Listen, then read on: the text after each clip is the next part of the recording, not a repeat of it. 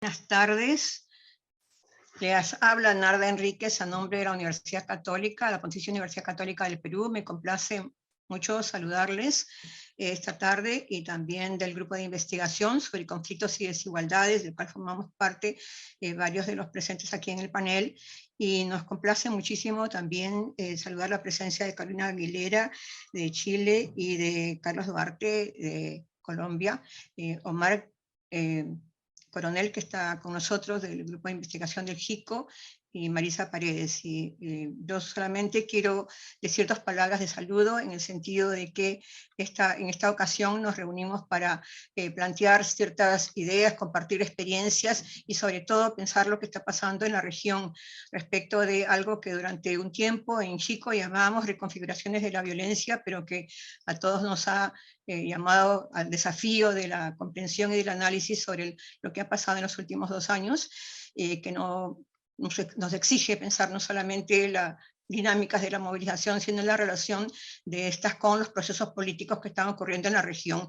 Y creo que son desafíos teóricos y políticos que nos atañen no solamente como académicos, sino también como ciudadanos. Y me alegra por eso que podamos continuar esta reflexión que ya la iniciamos el año pasado y sobre lo cual Omar Coronel les va a comentar. Muchas gracias por acompañarnos, a quienes están en vivo y en directo por Facebook y a los que van a ir entrando al Zoom. Y me alegra mucho además que esto está grabado y que lo van a poder ver en otro momento también. Entonces Omar Coronel tendrá la moderación de esta sesión y le doy la palabra.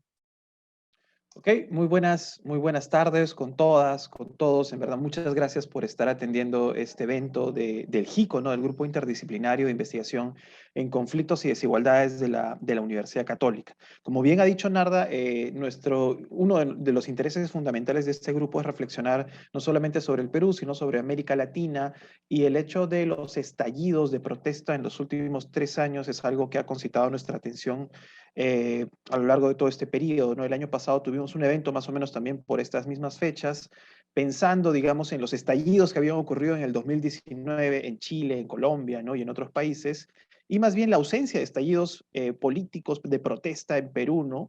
Y sin embargo, solamente 11 días después de ese evento hubo un estallido de protesta enorme en el Perú, a nivel de movilización, a nivel de participación, la movilización con mayor participación en la historia del país, ¿no? Una cosa muy sorprendente.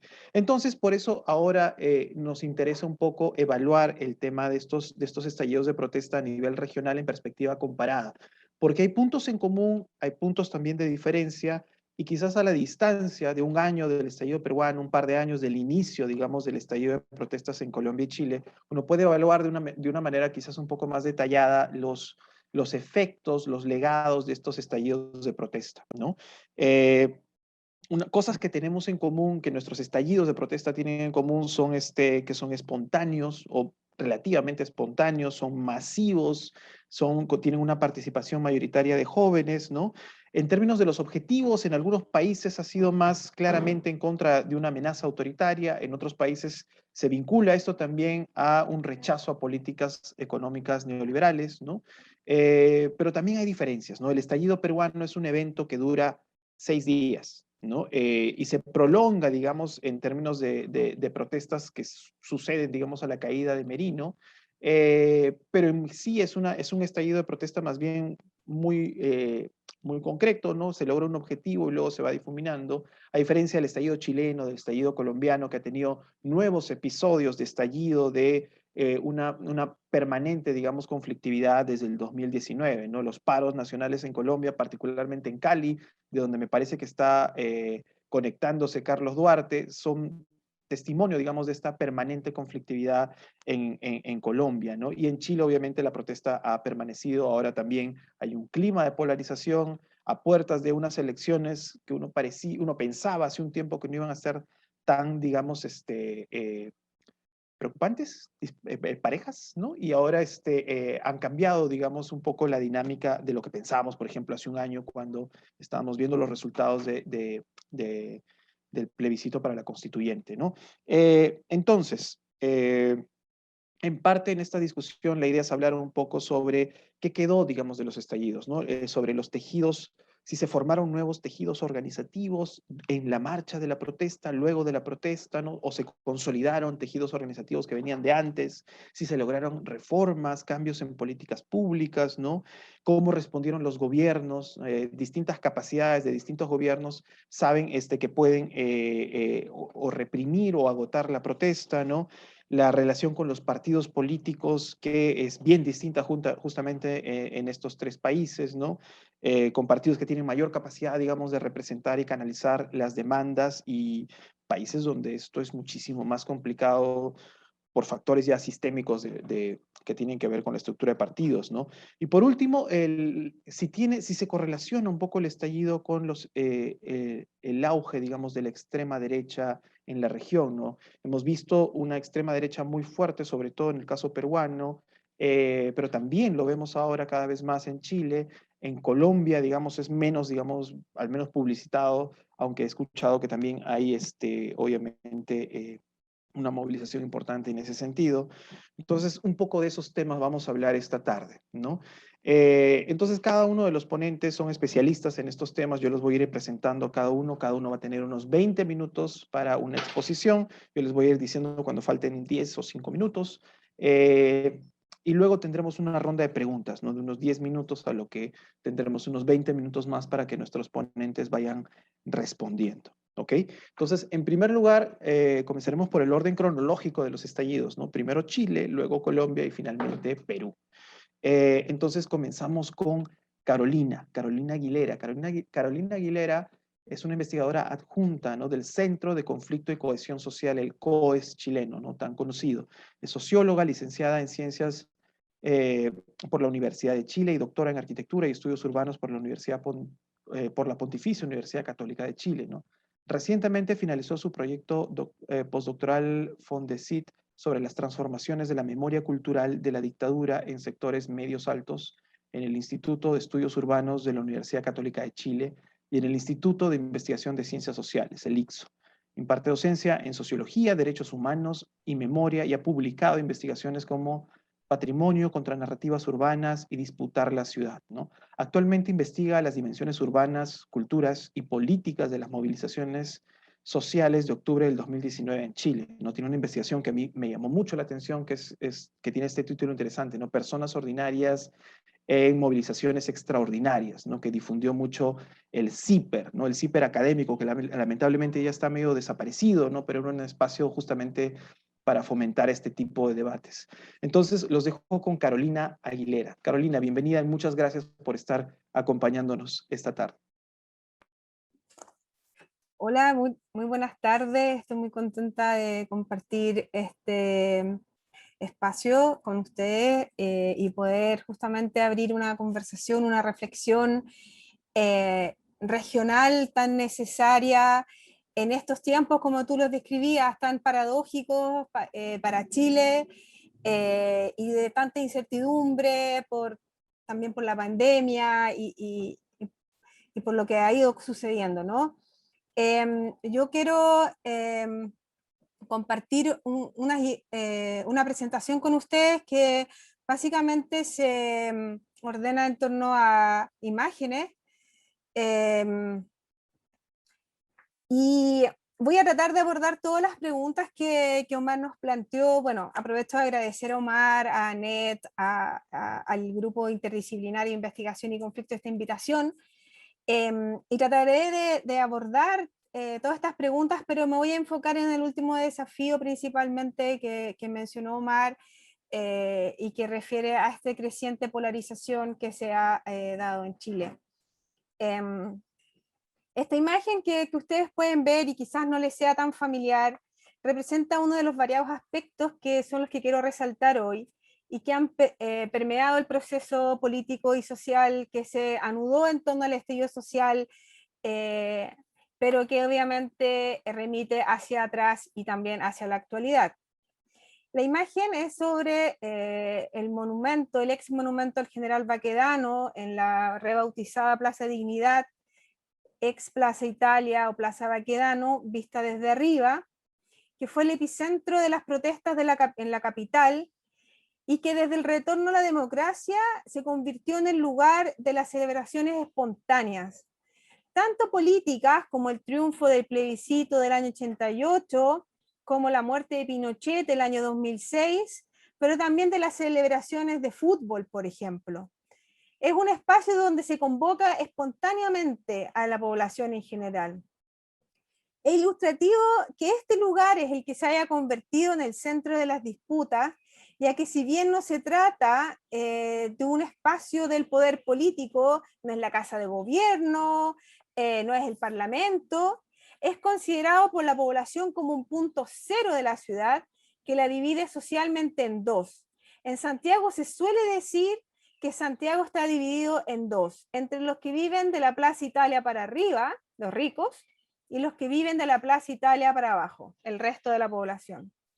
Bueno, así quedó el lugar hace 2 semanas atrás para la segunda conmemoración del estallido, en que los manifestantes lograron, después de bastante esfuerzo físico, derribar un muro de acero que cercaba el plinto de lo que fue el monumento al general Baquedano.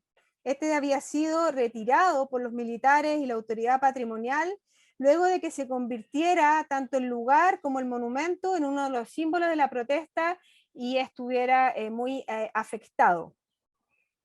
Entonces, estas disputas que están en el 18 de octubre son demandas sociales y políticas muy profundas y que remiten a una disputa por la identidad de la nación, de la sociedad, y en general eso se ha expresado simbólicamente de muchas formas en el estallido, y eso ha sido algo muy particular de estas movilizaciones. Entonces voy a hacer un muy breve, como no resumen, pero sí quisiera indicar las principales dimensiones que confluyeron en este conflicto, que está lejos de terminar, y que, como Mar ya indicó, se ha ido agudizando. Lo que quiero enfatizar es que aquí confluyeron múltiples procesos. No se trata de un proceso lineal, sino que de alguna forma se articuló de manera virtuosa para quienes nos manifestamos, pero de manera también muy inesperada y muy sorprendente para toda la sociedad, distintos procesos. Lo primero es destacar, como también ya se destacó, lo inédito de este proceso de movilizaciones espontáneas en que participaron millones de personas, pero en ausencia de organizaciones y convocatorias, ¿ya?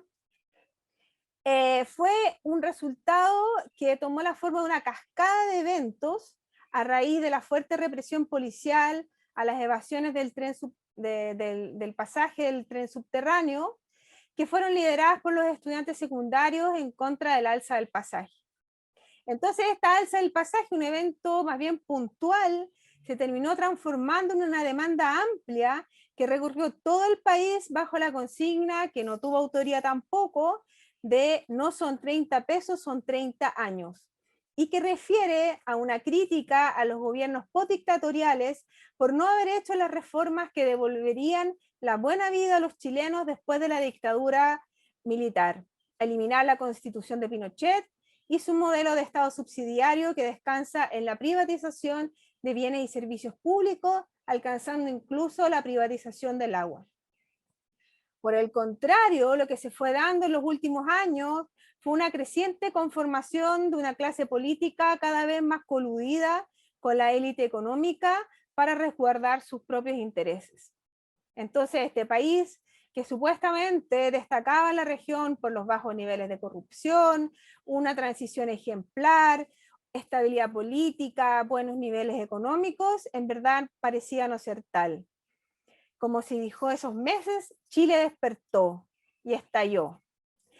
Pero este despertar no fue mágico, no fue algo que no fue una epifanía, sino que se produjo gracias a un ciclo previo de movilizaciones sociales en diferentes ámbitos que fueron reponiendo en el debate público y politizando tímidamente a la población de clases medias y sectores populares cada vez más acechados y agobiados por lo que Danilo Martuchelli ha llamado el malestar posicional. Es decir, una combinación de experiencias personales de injusticias y abusos cotidianos por parte de los grupos más poderosos, junto a la fallida promesa de ascenso y seguridad social vía mérito y educación. Entonces, desde al menos el año 2006, el país transitó por un escalamiento de movilizaciones sociales en diferentes ámbitos. Así, los estudiantes secundarios y luego los universitarios instalaron la crítica al lucro en educación y una fuerte crítica a la segregación del sistema escolar por niveles económicos, que fue transformando esta herramienta que se supone es de movilidad social, más bien en un reproductor de las desigualdades. A su vez, el sistema de pensiones de las AFP, que fue muy promovido por Chile en el resto del mundo, comenzó a mostrar su verdadera cara y a ser fuertemente criticado porque no mostró la capacidad de dar seguridad social. Al año 2020, más del 80% de los pensionados recibían una jubilación por debajo del sueldo mínimo, que ya es bastante bajo en el país.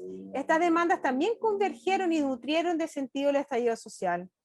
Pero se sumaron otros conflictos, como los conflictos territoriales de corte medioambiental, donde de comunidades que estaban siendo afectadas directamente por empresas privadas, pero también por el Estado, que contaminaban gravemente el ambiente y a las personas, aumentaban la sequía, pero tampoco dejaban riqueza en la región. La contraparte de esta creciente movilización en torno a causas sociales, sin embargo, fue el distanciamiento cada vez más grande de la población con el sistema de representación política de partidos, profundizándose así una crisis de representación y elitización de la política. Además, confluyeron otros movimientos en el estallido de manera muy profunda, como fue la causa mapuche, que ya se fue, que despertó, digamos, como en el continente en general, los movimientos indígenas de los años 90 en adelante, y que hoy día es muy fuerte en el país, y que se expresó en Chile de manera radical en intervenciones y derribamientos de estatuas a figuras de la colonización y del Estado Nacional, y en la proliferación de banderas del movimiento a lo largo del estallido, como también se puede ver en estas imágenes. El eslogan "no son 30 pesos ni 30 años" pasó a ser "no son 30 pesos ni 30 años, sino 500 años". Por su parte, el movimiento feminista, que también había mostrado el año anterior enorme fuerza, confluyó en noviembre de manera virtuosa con el estallido, dotándole de épica y contenido el reclamo contra los abusos, en un momento en que la protesta parecía perder el rumbo. Como probablemente recuerdan, esa performance de las tesis que debutó en Santiago el 4 de noviembre se popularizó por todo el planeta. Pero estas movilizaciones carecían de vocerías y liderazgo, lo que hacía muy compleja la resolución política vía una negociación.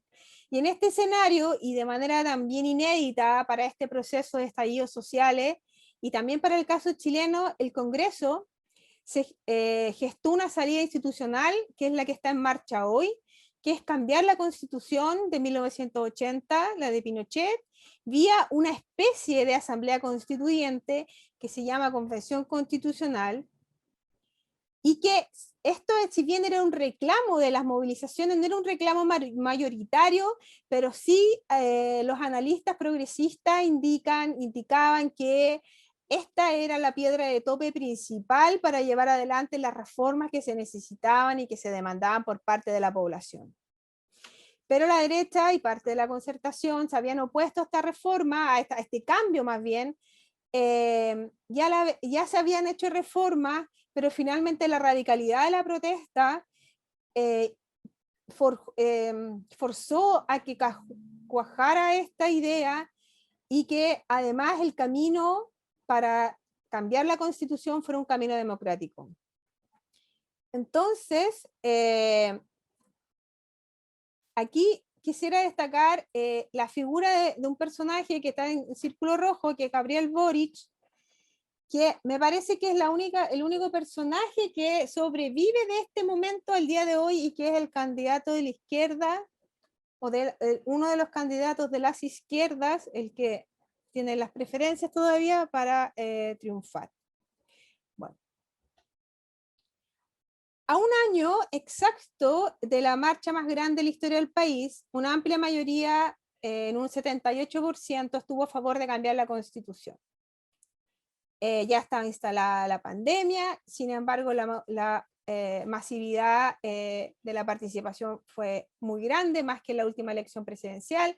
Ahí hay una imagen de las celebraciones con fuegos artificiales del resultado, también obviamente en esa Plaza de Dignidad. Además, se determinó que el órgano fuese 100% integrado por personas electas para ese fin, sin la participación de parlamentarios, y se logró que la composición fuera paritaria entre varones y mujeres y que incorporara escaños reservados para pueblos originarios. Finalmente, y de manera muy importante, y aquí se da cuenta que la mecánica electoral es muy importante para los procesos de profundización democrática, se hizo una reforma electoral para que las personas que no pertenecen a partidos políticos compitieran en igualdad de condiciones que los partidos formando listas. Así, esta institucionalidad de la Convención Constitucional finalmente logra despejar bastante bien los procesos que confluyeron en el estallido. Es decir, las movilizaciones por un cambio constitucional, que se hiciera esto por un mecanismo democráticamente legitimado, que se pudiera enfrentar la crisis de legitimidad, de representatividad y legitimidad del sistema político, dándole cabida a nuevas figuras, incorporando las demandas también del movimiento feminista y del movimiento mapuche. En términos generales, sin embargo, a pesar de esta canalización institucional del conflicto, el conflicto continúa hasta el día de hoy y de alguna forma se ha agudizado en ciertos aspectos. ¿Ya? Si bien la convención ha tenido un devenir muy destacado en términos de su ordenamiento, de su trabajo y también de su alto valor simbólico, en ese sentido cabe recordar que la presidencia va a recaer en Elisa Loncón, una mujer mapuche, es mujer, es mapuche, es una académica además, algo completamente fuera del canon de lo que se tiene en Chile en términos de representación política. Esto reflejo en ese sentido lo que venía diciendo de que la reforma electoral permitió que efectivamente integraran esta convención este Chile real, digámoslo así, o sea, romper con esta elitización de la política, ¿ya? Y esto fue bastante radical, se incluyeron figuras de las protestas, como una dirigente vecinal que iba a las marchas disfrazada de este personaje de manga, Pikachu, y que hay una imagen de ella en una sesión de la convención, activistas jóvenes de causas medioambientales, feministas de derechos humanos, abogados y periodistas que han jugado un rol importante en la opinión pública. En general, personas que no habían tenido cargos de representación popular ni en partidos políticos previamente. Y por contraparte, la derecha sufrió una derrota completamente inesperada y no logró ni siquiera 1/3 de los escaños de la Convención Constitucional, aun cuando logró ir con una lista única frente a un enorme número de listas de oposición. Este debacle de la derecha de alguna forma pudo haber sido una buena noticia y fue celebrado por los sectores democráticos del país, pero de alguna forma ha tenido un vuelco que ha sido el ascenso de el candidato de extrema derecha en las encuestas en las últimas semanas, en los últimos meses, en un escenario que estamos a 10 días de las elecciones. Entonces quisiera detenerme en este último punto. 5 minutos. Sí, con esto voy a terminar. Cuando triunfó Sebastián Piñera el año 2017 para este segundo periodo presidencial, se vio enfrentado a la disyuntiva de con quién se aliaba, si con los sectores más radicalizados hacia la derecha, tipo Bolsonaro, o seguía con su trayectoria biográfica más hacia el centro. Pero finalmente, por X razones terminó enfrentando el estallido y también otras crisis que ha tenido el país, como la inmigración regional, acercándose claramente hacia la derecha más radical. En su momento, los analistas indicaron que esta era una mala estrategia para la derecha, en el sentido de que Chile en general se estaba corriendo más hacia el centro y hacia la centroizquierda, pero por otro lado vemos el ascenso de este candidato Kast al mismo tiempo. Entonces, ¿cómo podemos leer esto? Por un lado, las causas del estallido fue la gran distancia entre las élites conservadoras del país, que concentran el poder político, más bien el poder económico y las comunicaciones, la distancia entre esta élite y el resto de la población. Pero pareciera que en estos años esta brecha no solo no se ha acortado, sino que se profundizó. Este sector ha cerrado filas en torno a figuras como José Antonio Kast, que prometen continuar con el modelo neoliberal y lo que ellos entienden y el eslogan de la campaña de la libertad. Entonces estas élites, lejos de acusar recibo del estallido, parecieron haber leído las movilizaciones como una manifestación irracional y violenta de las masas que no se han conformado con lo que ya han obtenido gracias al crecimiento sostenido del país en las últimas décadas y quieren más y más del Estado. A duras penas concedieron el cambio constitucional, pero ahora han llevado a cabo una campaña comunicacional sistemática a través de los principales medios de comunicación que manejan en su desprestigio, teniendo un éxito relativo. Por su parte, en las elecciones primarias del sector se impuso el candidato outsider, Sebastián Sichel, que no pertenece a ningún partido político de derecha, este personaje, evidenciándose una vez más la pérdida de poder de los partidos de derecha tradicional en la representación de este sector de la sociedad. Sin embargo, este personaje resultó ser un mal candidato frente a alguien que al parecer sí representa mucho mejor este clamor por orden, por seguridad y por conservar los valores y tradiciones del Estado Nacional chileno. Se trata de un ex militante del partido de derecha más grande del país y que se formó en dictadura, la UDI, y que ha ido subiendo en las encuestas con un discurso contra la migración regional, la idea de construir una zanja en la frontera norte del país, a favor de retroceder en los derechos sexuales y reproductivos para las mujeres, reducir los impuestos, reducir el Estado, y que promete mano dura frente a quienes identifica como terroristas en el conflicto de la Araucanía. Basta recordar que hace una semana en Chile se decretó un estado de excepción, de emergencia me parece que es, para militarizar la zona de la Araucanía y poder enfrentar así el aumento de las quemas y de las tomas y de las protestas, y con el resultado de un comunero muerto en manos de militares de la Armada. Entonces ese es el escenario que enfrentamos ahora, bastante incierto y que nos tiene a todos muy nerviosos a 10 días de las elecciones, y con una contraparte que yo no sabría responder a las preguntas que hace Omar con respecto a si van a surgir nuevos liderazgos, nuevas organizaciones que de alguna forma den continuidad a la fuerza del estallido que logró, yo diría que sí logró plasmarse en la Convención Constitucional, pero ¿qué va a pasar con eso? ¿Hacia dónde va? Es una gran pregunta todavía muy abierta. Así que muchas gracias y ahora quedo muy atenta a lo que van a presentar Marisa y Carlos, a quienes aprovecho también de saludar.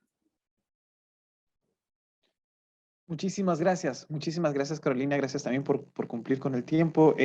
Siempre es súper interesante escucharte y escuchar hablar sobre Chile, ¿no? Sobre los retos, digamos, que todavía enfrenta Chile y el cambio social que se ha generado en el país, ¿no? Y bueno, vamos a hablar más sobre eso ahora en la ronda de preguntas. Ahora no quería demorarme mucho para presentar ya a Carlos. ¿Ok? Carlos Duarte es antropólogo de la Universidad Nacional de Colombia, es magíster en sociedades latinoamericanas por la Sorbona de París. En este momento cursa un doctorado de Sociología Política en el Instituto de Altos Estudios de Sociedades Latinoamericanas. Es especialista en procesos de organización social, metodologías de investigación, políticas públicas, redes de desarrollo e implementación de dinámicas comunicativas con poblaciones en contextos de violencia política. Actualmente se desempeña como investigador y docente en el Centro de Estudios Interculturales de la Universidad Javeriana, sede en Cali. Es editor de Controversia, además, ¿no? El dossier dedicado a publicar sobre justamente protestas y movilizaciones sociales en Colombia. Es un gusto tenerte con nosotros, Carlos, además que nos cuentes un poco la perspectiva, no desde Bogotá, ¿no? Sino desde Cali, que fue además uno de los centros, uno de los epicentros de los paros nacionales en este año, ¿no? Que han continuado, digamos, con el ánimo movimentista en Colombia. Quedamos muy atentos a tu participación. Tienes 20 minutos también. Cuando falten unos 5 minutos te paso la voz y luego quizás también cuando falte un minuto. ¿Ok? Te escuchamos entonces, Carlos. Muchas gracias, Omar. Y bueno, un saludo a Carolina, a Maritza, a todos los compañeros y compañeras que están hoy acá. Bueno, no, es un gran honor poder estar aquí, compartir con ustedes. De pronto, que fue error mío, les pasé algún enlace equivocado, pero hoy en día es Instituto de Estudios Interculturales, ¿no? Que creo que es importante por si googlean o eso la información, pues no les va a salir como centro, sino como instituto. Y bueno, y aunque me demoré un tiempo, terminé el doctorado ya hace rato. Es importante eso, mencionar. Pero bueno, voy a compartir aquí una presentación. Hice. ¿Ahí la están viendo? Listos. Ok. Bueno, entonces, a ver, rápidamente, yo he llamado un poco a esta generación de movimientos sociales que creo que de alguna manera escapan a lo que tenemos conceptualizado, movilizaciones de cuarta generación, ¿no? Ahora intentaré explicar por qué lo llamo así, pero bueno, tomo como casos, digámoslo, de análisis las movilizaciones del 2019 y concretamente la última del paro del 2021. Bueno, algunos datos del último paro nacional que creo que son importantes. Bueno, el paro duró casi 3 meses. Se registraron cerca de 5.000 manifestaciones en todo el país, se reportaron 80 muertos. Digamos, los casos de excesos de violencia de la policía fueron bastante evidentes, cerca de 4.600. 220 casos de disparos con arma de fuego, 28 víctimas de violencia sexual. Casi 700 personas reportadas como desaparecidas, de las cuales aún siguen sin reportar 300, que creo que es bastante importante. También hubo múltiples daños también digamos, a la infraestructura de las diferentes ciudades donde este paro tuvo lugar, específicamente en el caso de Cali y Bogotá fue bastante evidente, ¿no? Es un poco algunos datos importantes. Ahora, ¿qué trabajar? O sea, primero, ¿qué bases, qué herramientas conceptuales tenemos? ¿Qué tanto jugó en estas movilizaciones la pandemia, la cuarentena? ¿Por qué Cali ha sido tan, digamos, tan profunda la manifestación de estas movilizaciones? Digamos así, ¿qué balance podemos hacer, ¿no? Entonces, lo primero que habría que decir es que en Colombia venimos de alguna manera evidenciando este tipo de nuevas movilizaciones desde el 21N del 2019. Específicamente también Cali y Bogotá fue bastante fuerte, ¿no? Hubo mingas que tuvieron un fuerte componente rural que ya es un poco tradicional en el país en el 2020 y este último paro nacional del 2021, ¿no? Yo, ¿por qué lo hablo de cuarta generación? De alguna manera esto es una caricatura un poco de estado del arte bastante complejo y profuso, pero uno podría decir que hay, digamos, generaciones de nuevos movimientos sociales que uno podría llamar primera generación, si quitamos los movimientos clásicos de clase social, ¿no? En segundo lugar, digamos, toda esta matriz interpretativa de los movimientos populares en América Latina. En tercer lugar, digamos, el paradigma étnico-interseccional que ha sido muy potente en los últimos años. Y lo que yo digo es que de alguna manera estas movilizaciones son como una especie de cuarta generación, donde, digamos, hay algunas cosas que uno ve, digámoslo, se pueden evidenciar algunos rasgos. Primero, una profundización de los procesos de individualización social, ¿no? Digamos, paradójicamente, aunque son estallidos de movimientos sociales y acciones colectivas, hay evidencias muy fuertes de individuación y de, digamos, desafío a las formas como se organizan colectivamente las movilizaciones anteriormente. De hecho, hay una crítica muy poderosa a, digamos, los organismos y a las organizaciones clásicas de movimientos sociales. Evidentemente, todo lo que tiene que ver con la universalización de las redes sociales, como lo mencionaban en el caso chileno, pues en Colombia quizás es aún más evidente la precarización y aumento de las brechas de la desigualdad. Y algo que también me llamó mucho la atención, que en el caso colombiano venimos evidenciando, es la reconfiguración fáctica de los símbolos históricos. Ustedes pueden ver ahí en la fotografía, este es un lugar en Cali que tradicionalmente se llamaba Puerto Rellena, ¿no? Rellena es, digamos, una especie de chorizo, longaniza, vianda, etcétera, y pues es un sector bien popular, y la gente, digamos, erigió este monumento que ustedes ven ahí, y lo rebautizó el lugar como Puerto Resistencia, ¿no? Y así sucedió con cerca de 22 puntos de movilización en la ciudad de Cali, que es muy interesante y que también parte de destruir, no simbólicamente, como nos tenía acostumbrado un poco el paradigma más deconstructivista o postestructuralista, los símbolos digamos, de la historia tradicional, las estatuas, etcétera, sino como hemos visto con el movimiento, los movimientos de Black Matter, etcétera, como la destrucción fáctica de las estatuas, ¿no? En el caso caleño fue la destrucción del monumento digamos, al fundador, colonizador, conquistador español, ¿no? Yo creo que podríamos, estas movilizaciones de cuarta generación, digamos, encontrar ese hilo comparativo no solamente en América Latina, como vemos en el caso peruano y chileno, sino que de alguna manera uno encuentra algunos hilos en los repertorios de movilización que incluso lo podrían cruzar con los chalecos amarillos franceses o quizás el movimiento de independencia hongkonés, ¿no? Y son, digamos, formas de organización colectiva que desafían la representación vertical, desafían los mecanismos tradicionales de la izquierda. La movilización y las convocatorias se dan de alguna manera a través de las redes sociales al estilo, digamos, enjambre, como plantearía de alguna manera Byung-Chul Han. Invitan a repensar, digamos, esa conceptualización fácil en los medios de comunicación del vandalismo y el vándalo, ¿no? Invitan a repensar ese ejercicio.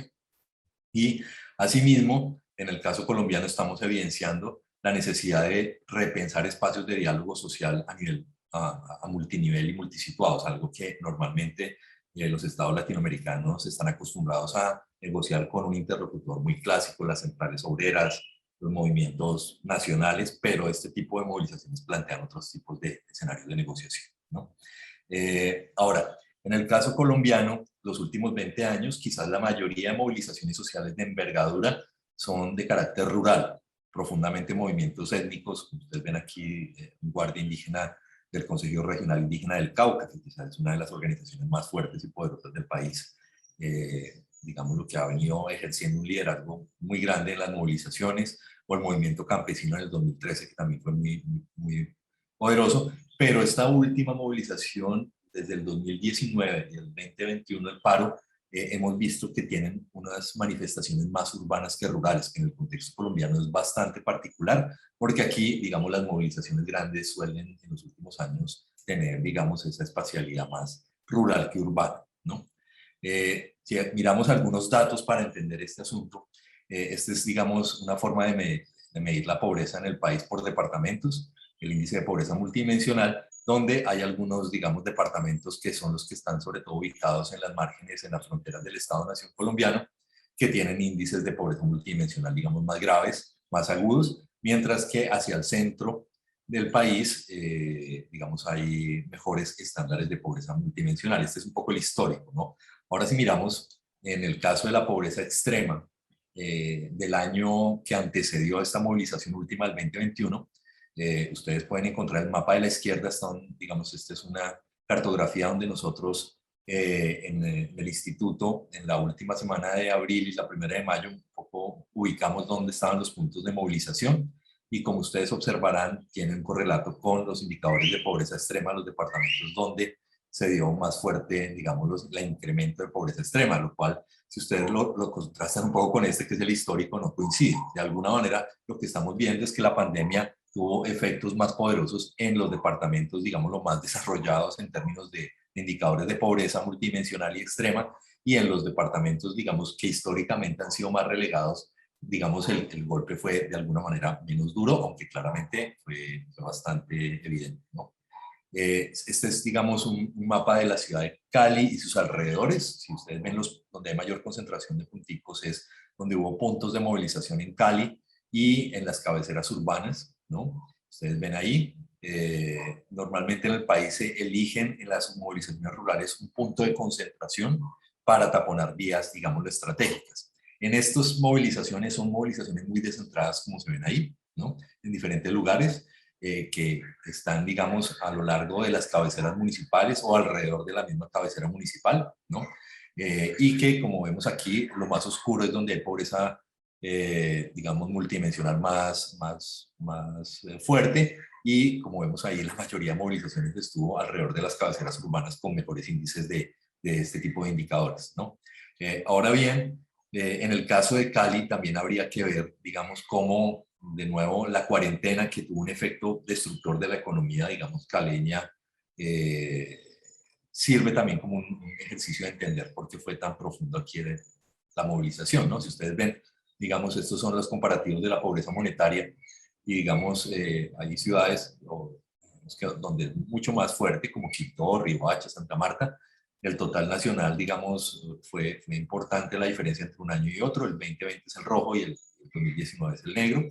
Pero en Cali, miren ustedes la diferencia, casi 16 puntos porcentuales entre un año y el otro, lo cual es una enormidad de gente que ingresó en pobreza monetaria, ¿no? Lo mismo con pobreza monetaria extrema, donde incluso Cali está por encima del promedio nacional, ¿no? Digamos, la pendiente en pobreza monetaria, como ustedes verán ahí, aunque la del país es fuerte, que es la roja, la de Cali, la pendiente es evidente, mucho más pronunciada, ¿no? Y lo cual nos lleva de alguna manera a ver que para el departamento del Valle del Cauca, que es donde está ubicado Cali, en un año casi 500.000 personas entraron en pobreza monetaria. El coeficiente de Gini también fue, digamos, que es la diferencia de desigualdad, también fue, digamos, más pronunciado en la ciudad. La variación del ingreso real per cápita, que es una medida que hacemos acá en las ciudades a través de una encuesta, nos muestra que en Cali casi que el 50% están en el quintil 1, que es el de menos poder adquisitivo. O sea, de alguna manera eso quiere decir que Cali tiene más o menos 2.2 millones de habitantes y cerca de 1.100.000, 1.200.000 entraron en el nivel de vulnerabilidad de un año al otro, lo cual es bastante fuerte, ¿no?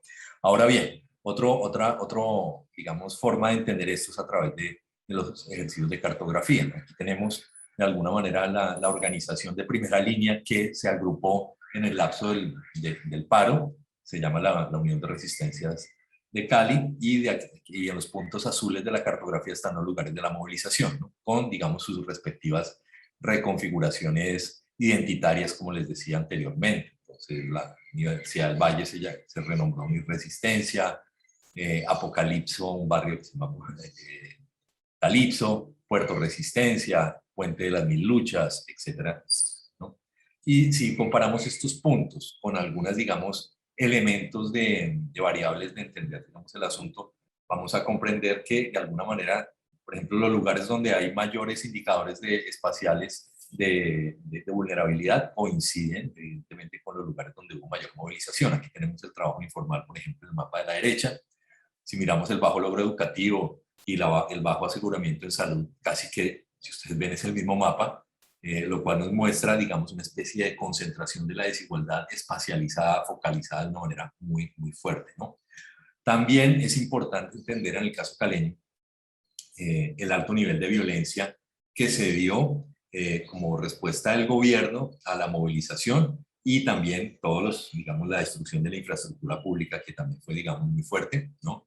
Hay en el caso de Cali también unas preexistencias en seguridad y diversidad de los actores de movilización que de alguna manera permiten de alguna manera comprender mejor quizás la tesis primordial que mantuvo el gobierno actual, y es que ese tipo de movilización estaba particularmente, seguramente infiltrada por aquellas, digamos, fuerzas que no siguieron con el proceso de paz de las FARC, y que hoy en día se conocen por el nombre de las disidencias de las FARC o de las guerrillas que han seguido activas como el Ejército de Liberación Nacional. Entonces, esa es un poco la tesis que el gobierno mantuvo a lo largo del paro, ¿no? Y lo que vemos es que Cali es un lugar donde, digamos, también la violencia es bastante, digamos, representativa. Si miramos, digamos, esta es la movilización cruzada por, digamos, la presencia de pandillas, oficinas de cobro o microtráfico, y que, digamos, también de nuevo la correlación con la del desempleo y la existencia de estos puntos la podemos ver en el mapa de la derecha.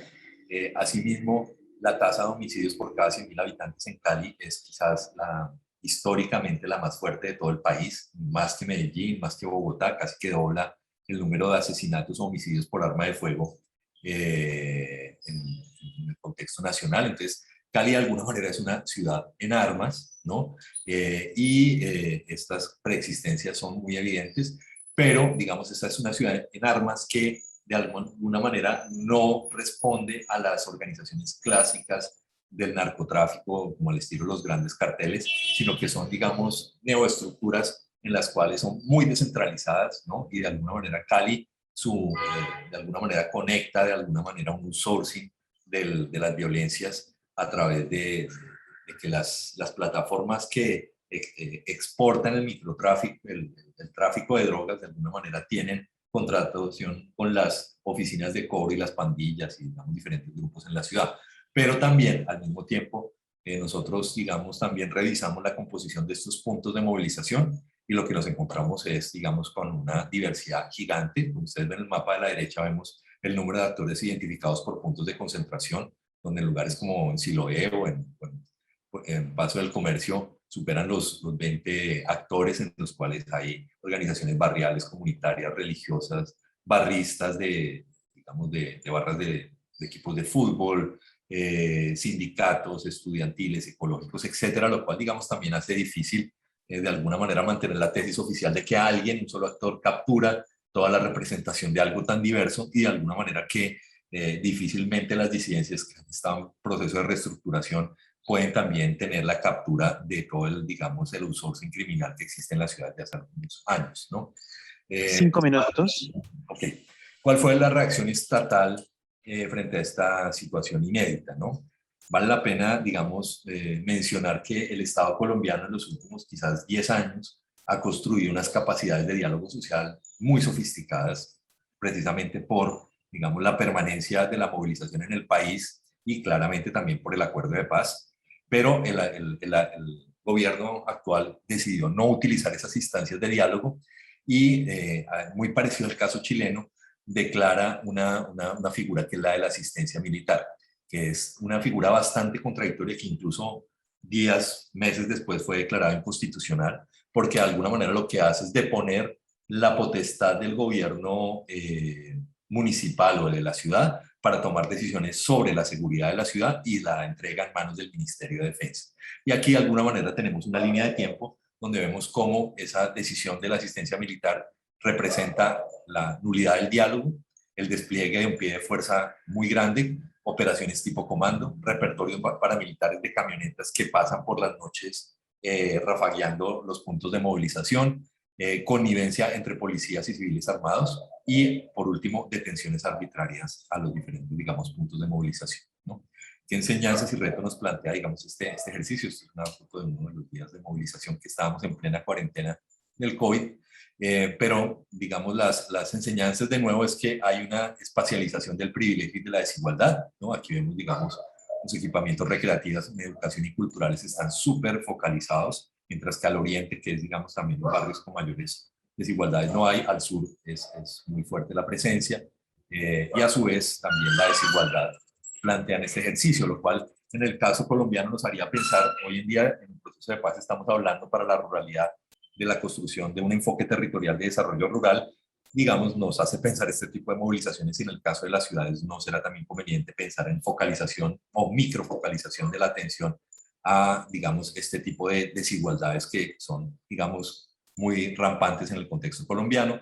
También hubo toda una focalización en la movilización en los jóvenes, y, digamos, la desigualdad en el rango de cerca de 45.000 jóvenes entre 15 y 29 años es muy evidente si uno vive en una comuna o en la otra. Y por último, Aquí vemos, digamos, algunas fotografías donde se ve, digamos, la connivencia de civiles armados con la policía disparándole a, en este caso, un evento que fue, digamos, tristemente famoso, cuando la Guardia Indígena iba a ingresar a Cali, se juntaron civiles armados y policías y repelieron a la Guardia Indígena, pues, desarmada con armas de fuego, ¿no? 4 cosas para pensar, y ya con esto cierro, y es que de alguna manera pareciera haber una remasterización, si lo podemos llamar así, de la tesis del enemigo interno, digámoslo, tan profusa en todo lo que fueron las dictaduras militares en América Latina, una securización del debate y la protesta pública, preocupante la actuación de los organismos de la nación que tienen como objetivo controlar al mismo Estado como la Defensoría del Pueblo y la Procuraduría.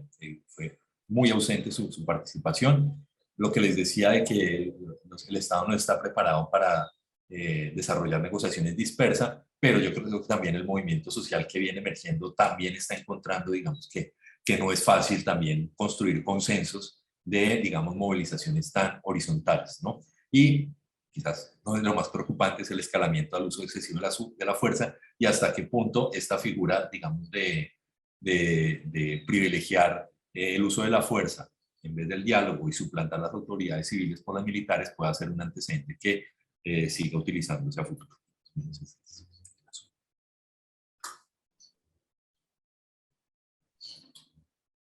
Perfecto, muchísimas gracias, Carlos, por tu presentación. Perdona por parte de la bio que está desactualizada en la presentación que te hicimos. Gracias por la aclaración. Es muy importante, en verdad, el Instituto de Estudios Interculturales de la Universidad Javeriana, sede de Cali, donde está trabajando justamente Carlos, y además es un espacio muy interesante para explorar justamente estos temas de la forma tan detallada, digamos, en la que ha presentado Carlos, ¿no?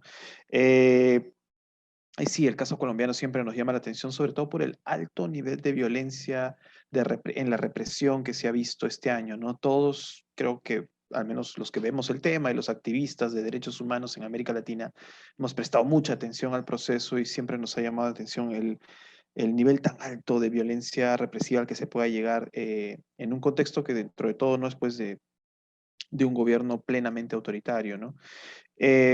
Bueno, entonces ahora sin más, igual tenemos varias preguntas, digamos, tanto para el caso chileno como colombiano.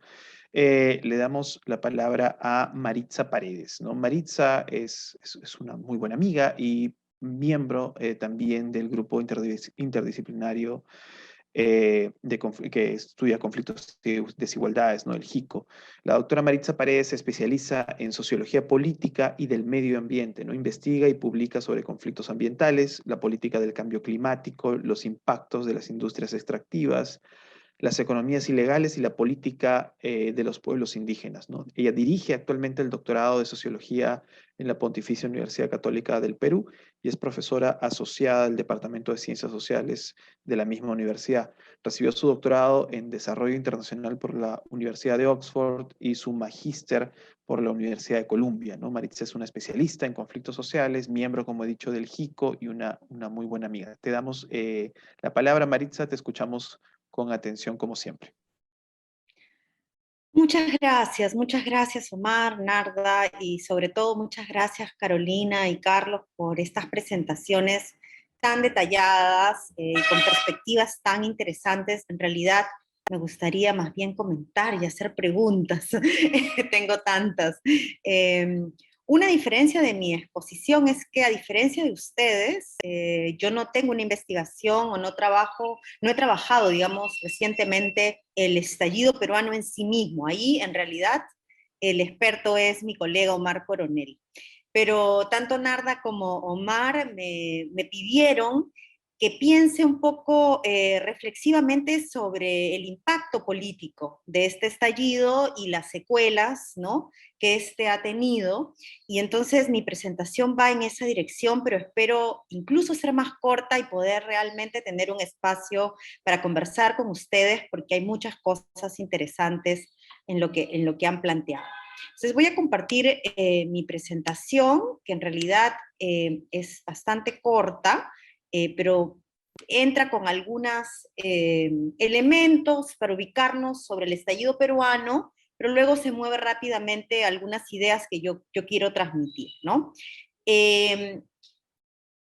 El estallido en el Perú se da en un contexto de una de las cuarentenas más estrictas que han habido en América Latina. El Perú tenía una cuarentena, digamos, con toques de queda muy largos, con muchas prohibiciones, pero además la pandemia había generado un colapso, no solamente real, objetivo, sino además simbólico de lo que había sido el Perú en América Latina en los últimos 20 años, ¿no? Junto a Chile, pero incluso con mucha más fuerza y rapidez, el Perú era comparado con los tigres del Asia, ¿no? El país con el mayor crecimiento, la gastronomía más famosa, el turismo que crecía por todos lados, ¿no?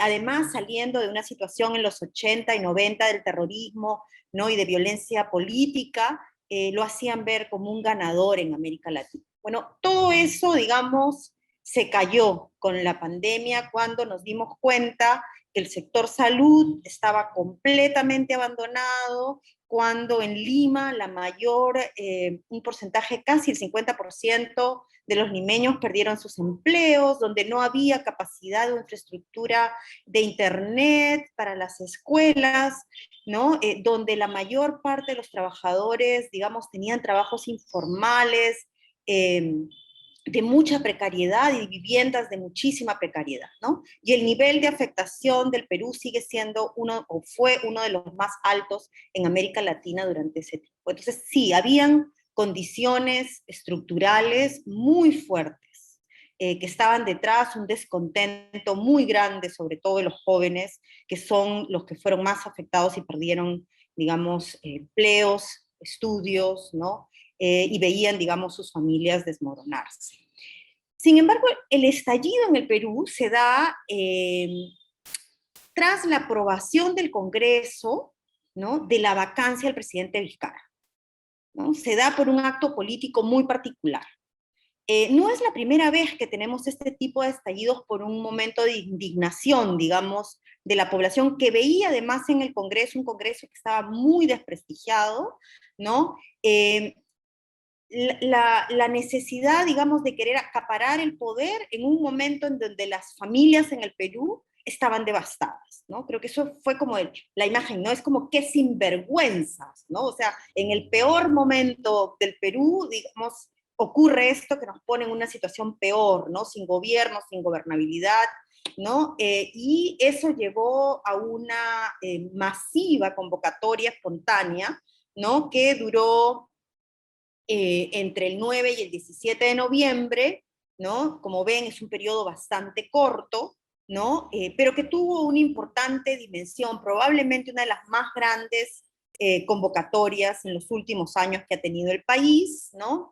Y que, como en el caso chileno, y también, digamos, como en el caso colombiano, fue creciendo en la medida en que hay una mayor victimización y represión policial, hay 2 jóvenes asesinados, más de 210 heridos, y es interesante cómo las redes y las familias empezaron a solidarizarse, digamos, a buscar a los estudiantes, a preguntarse dónde están los chicos, hubo una red muy grande a través de los medios sobre eso.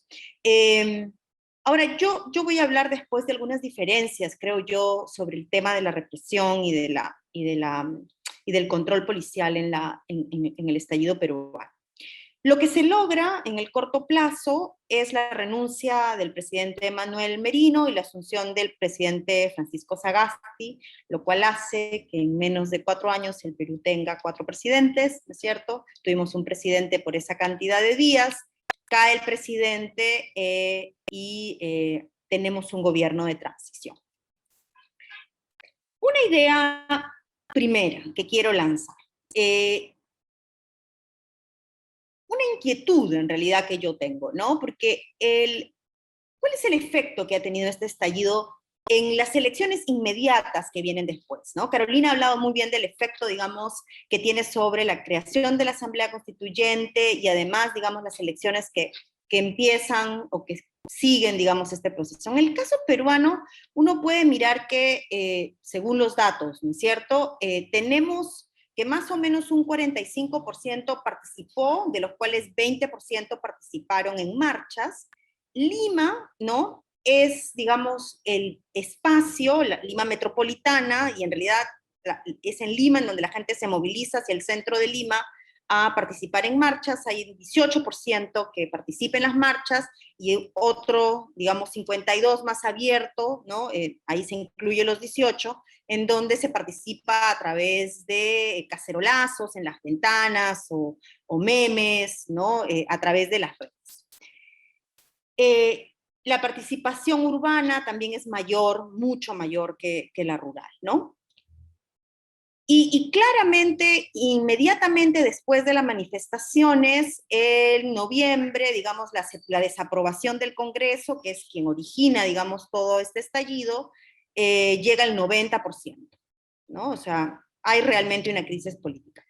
Sin embargo, eso no es algo que es canalizado por Castillo, directamente al menos, digamos, por las elecciones presidenciales del 2021. Si ustedes ven, allí donde, en Lima metropolitana, donde, digamos, más se participó, ¿no?, donde hubo una mayor participación en la movilización, en realidad Perú Libre solamente alcanza el 7%. Esta es la primera vuelta, ¿no?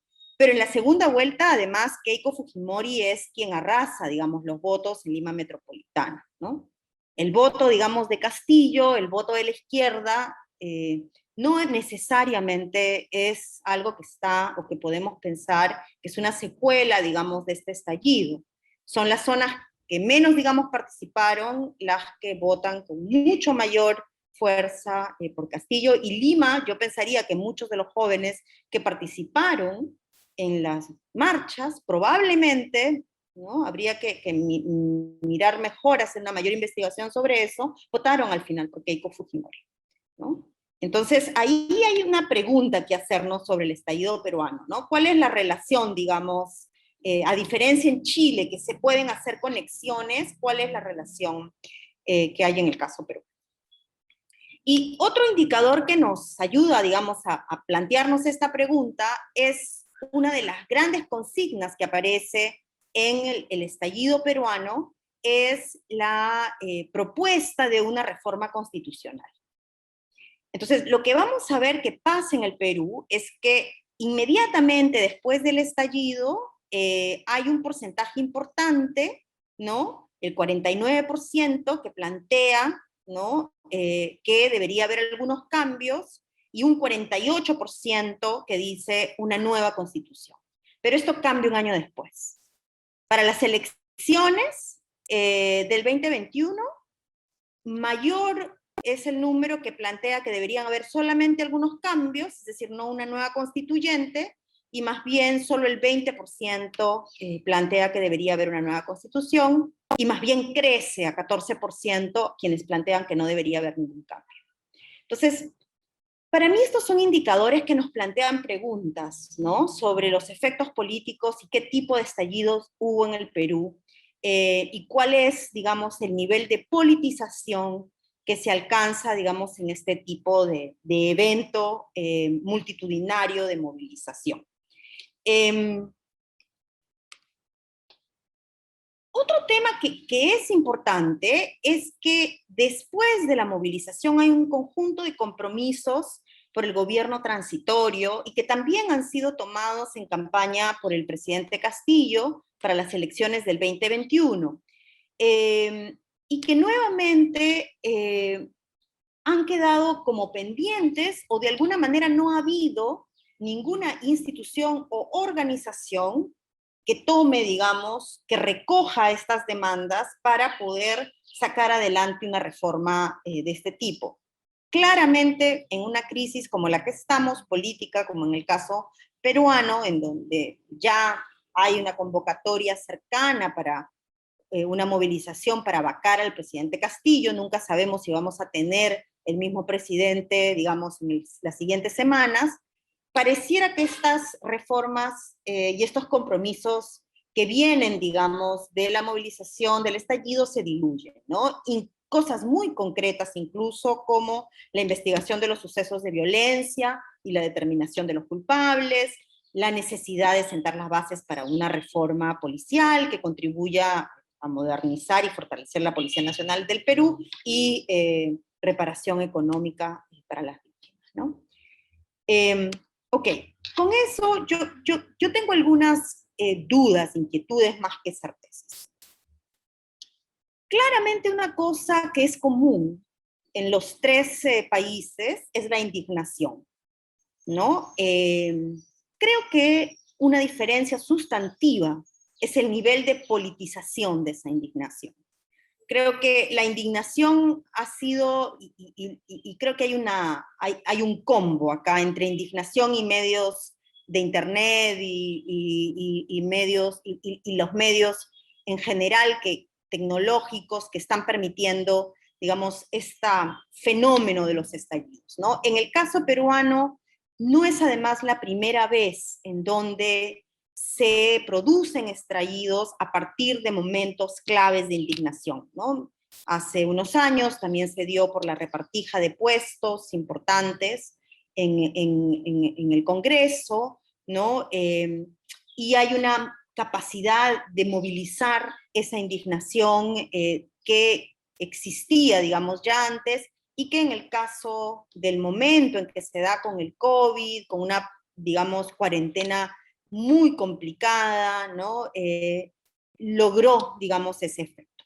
Sin embargo, mi impresión es que esa indignación no va ni acompañada con la suficiente politización, ¿no? Que implica, digamos, plantear demandas y procesos, algo que decía Carlos, ¿no?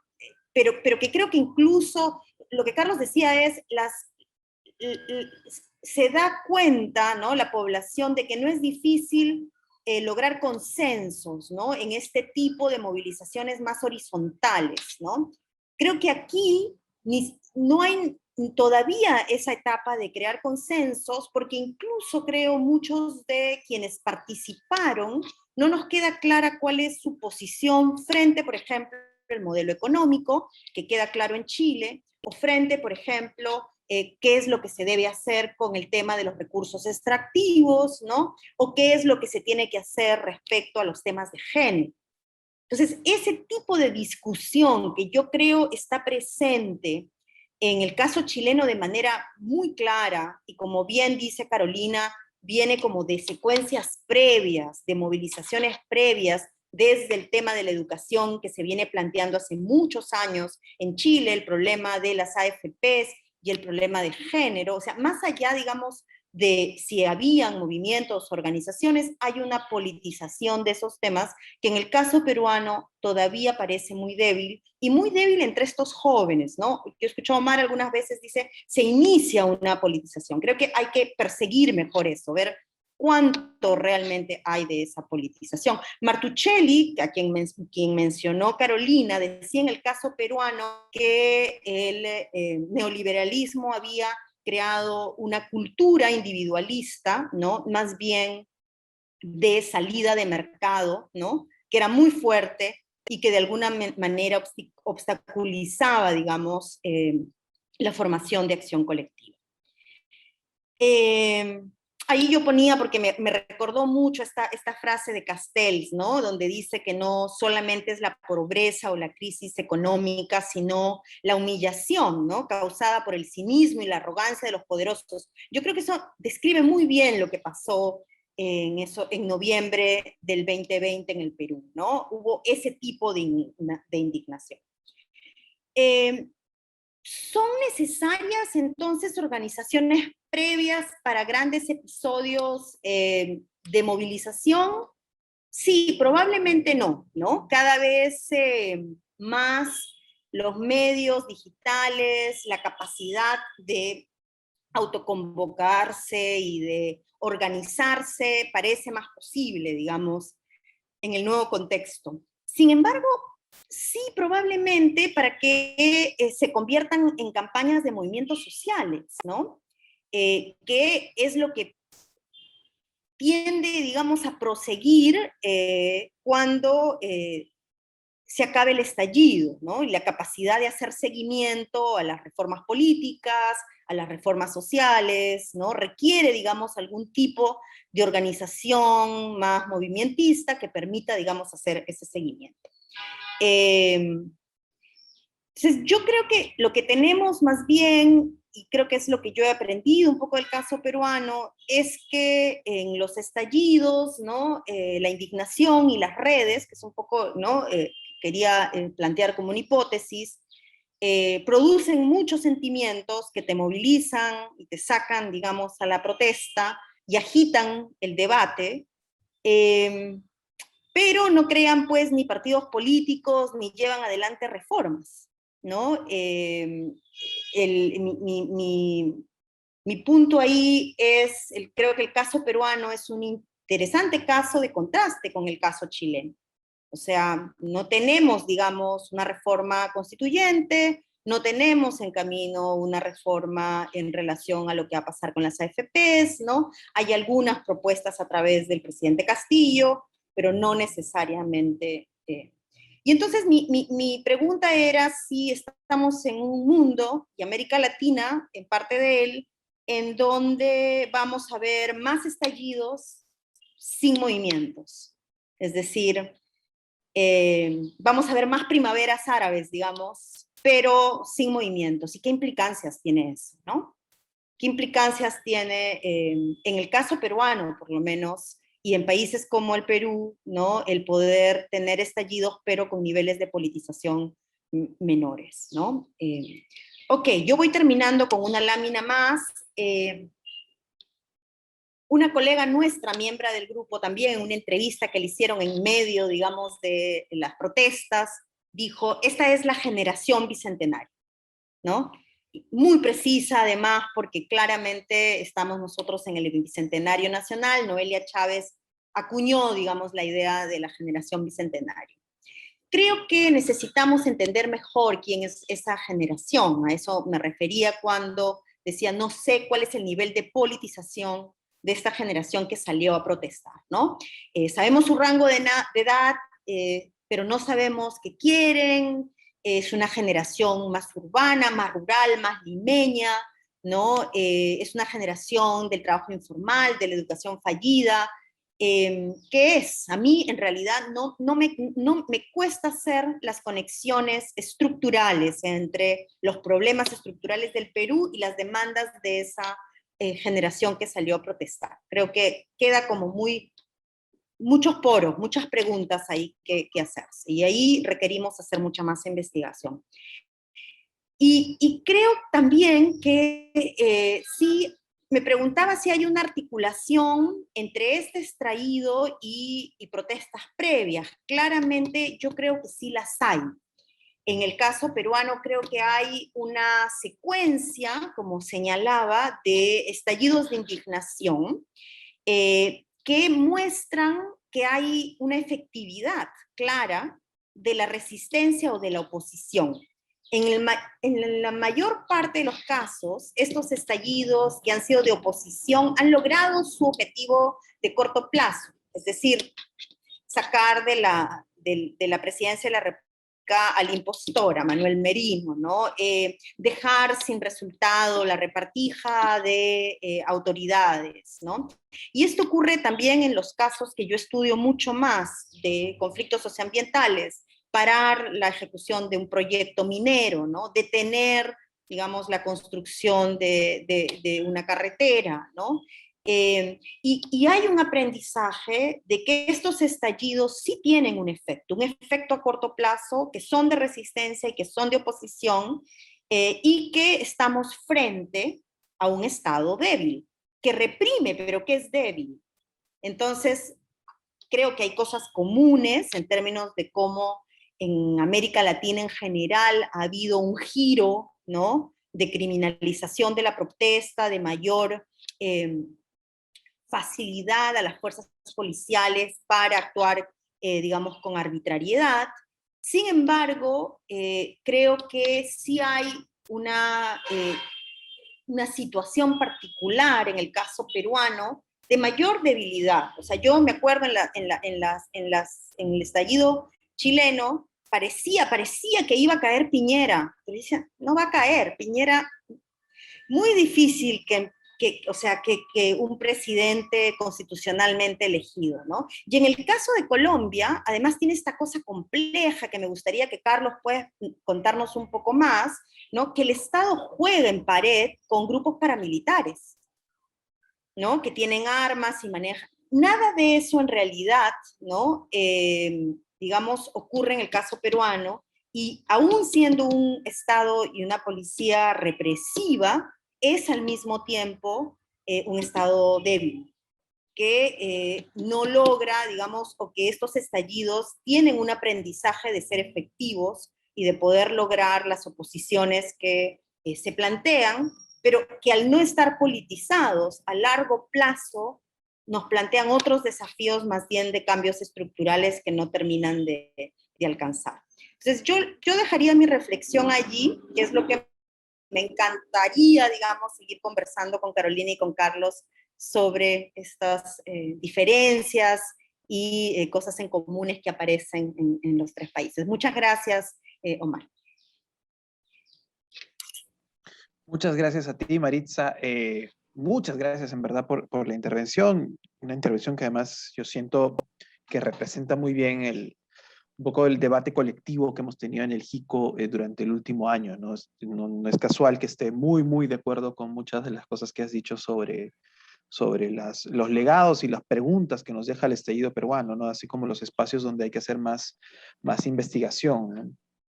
Pero bueno, para seguir, digamos, avanzando, hay algunas preguntas que acá Anet, la asistente del JICO, me está pasando, que son preguntas que voy a plantear para todos en general, y luego voy a pasar algunas preguntas un poco más específicas para cada uno, ¿no?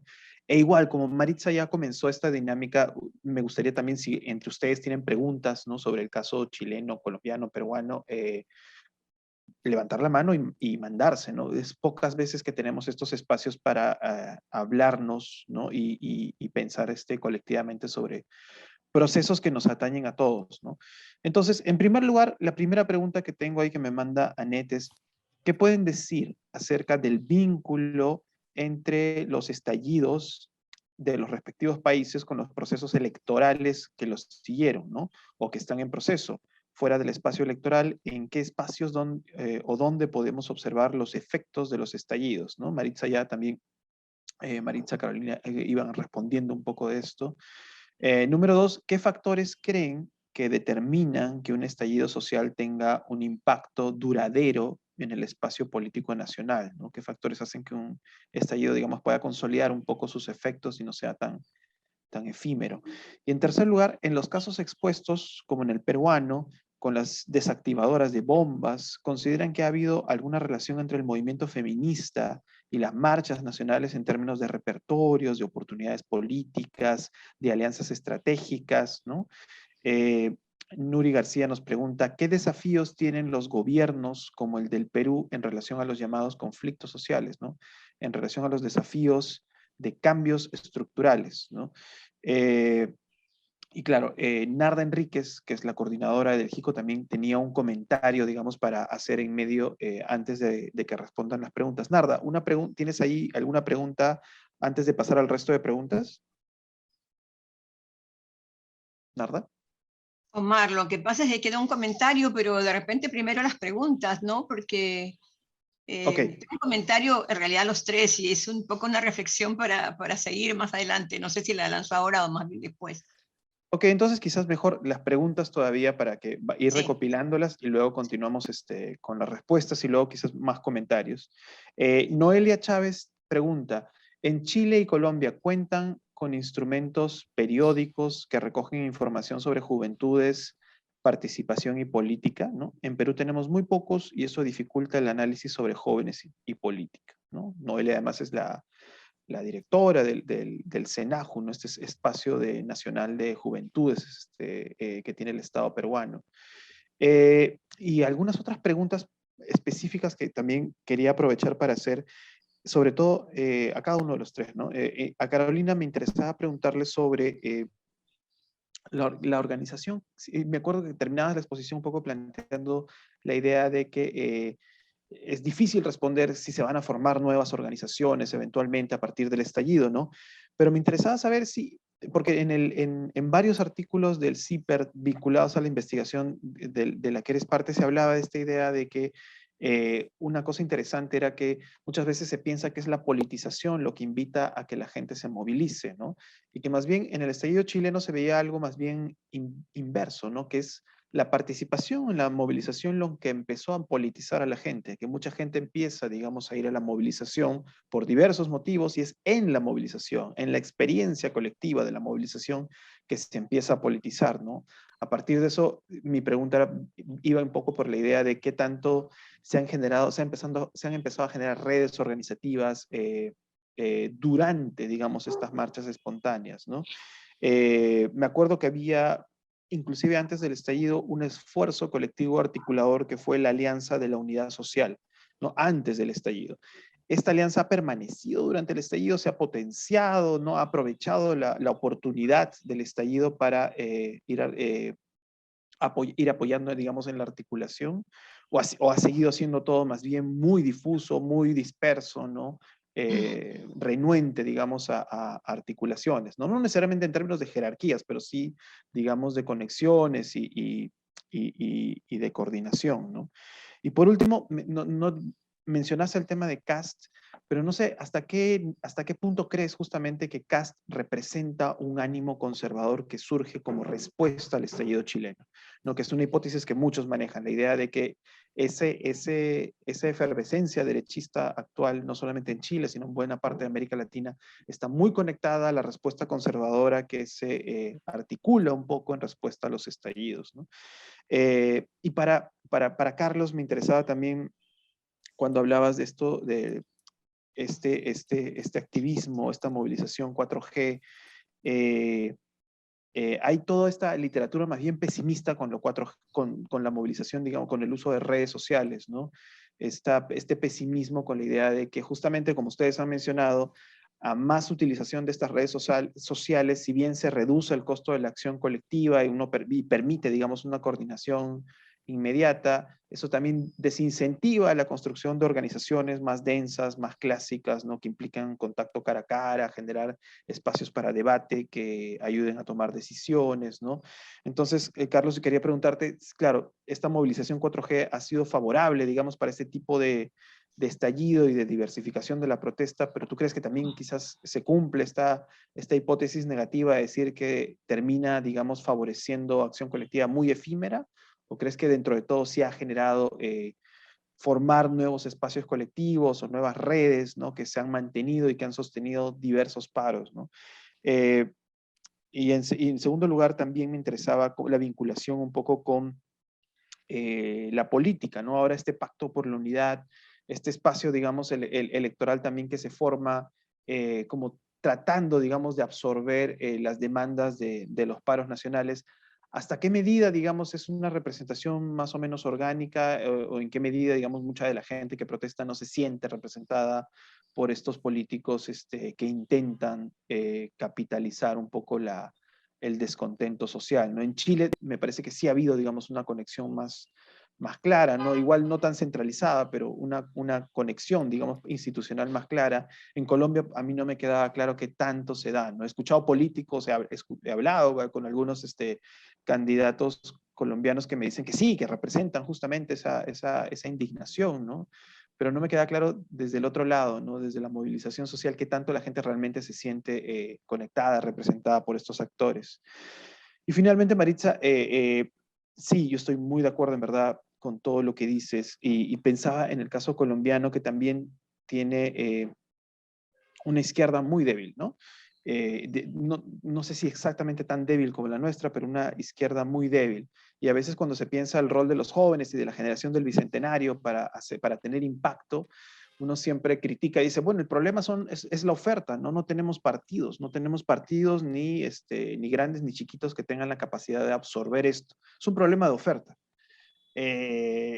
Pero, por ejemplo, no sé, pues Guillermo Rochabrún también diría, quizás el problema no está en los representantes, sino en los representados, ¿no?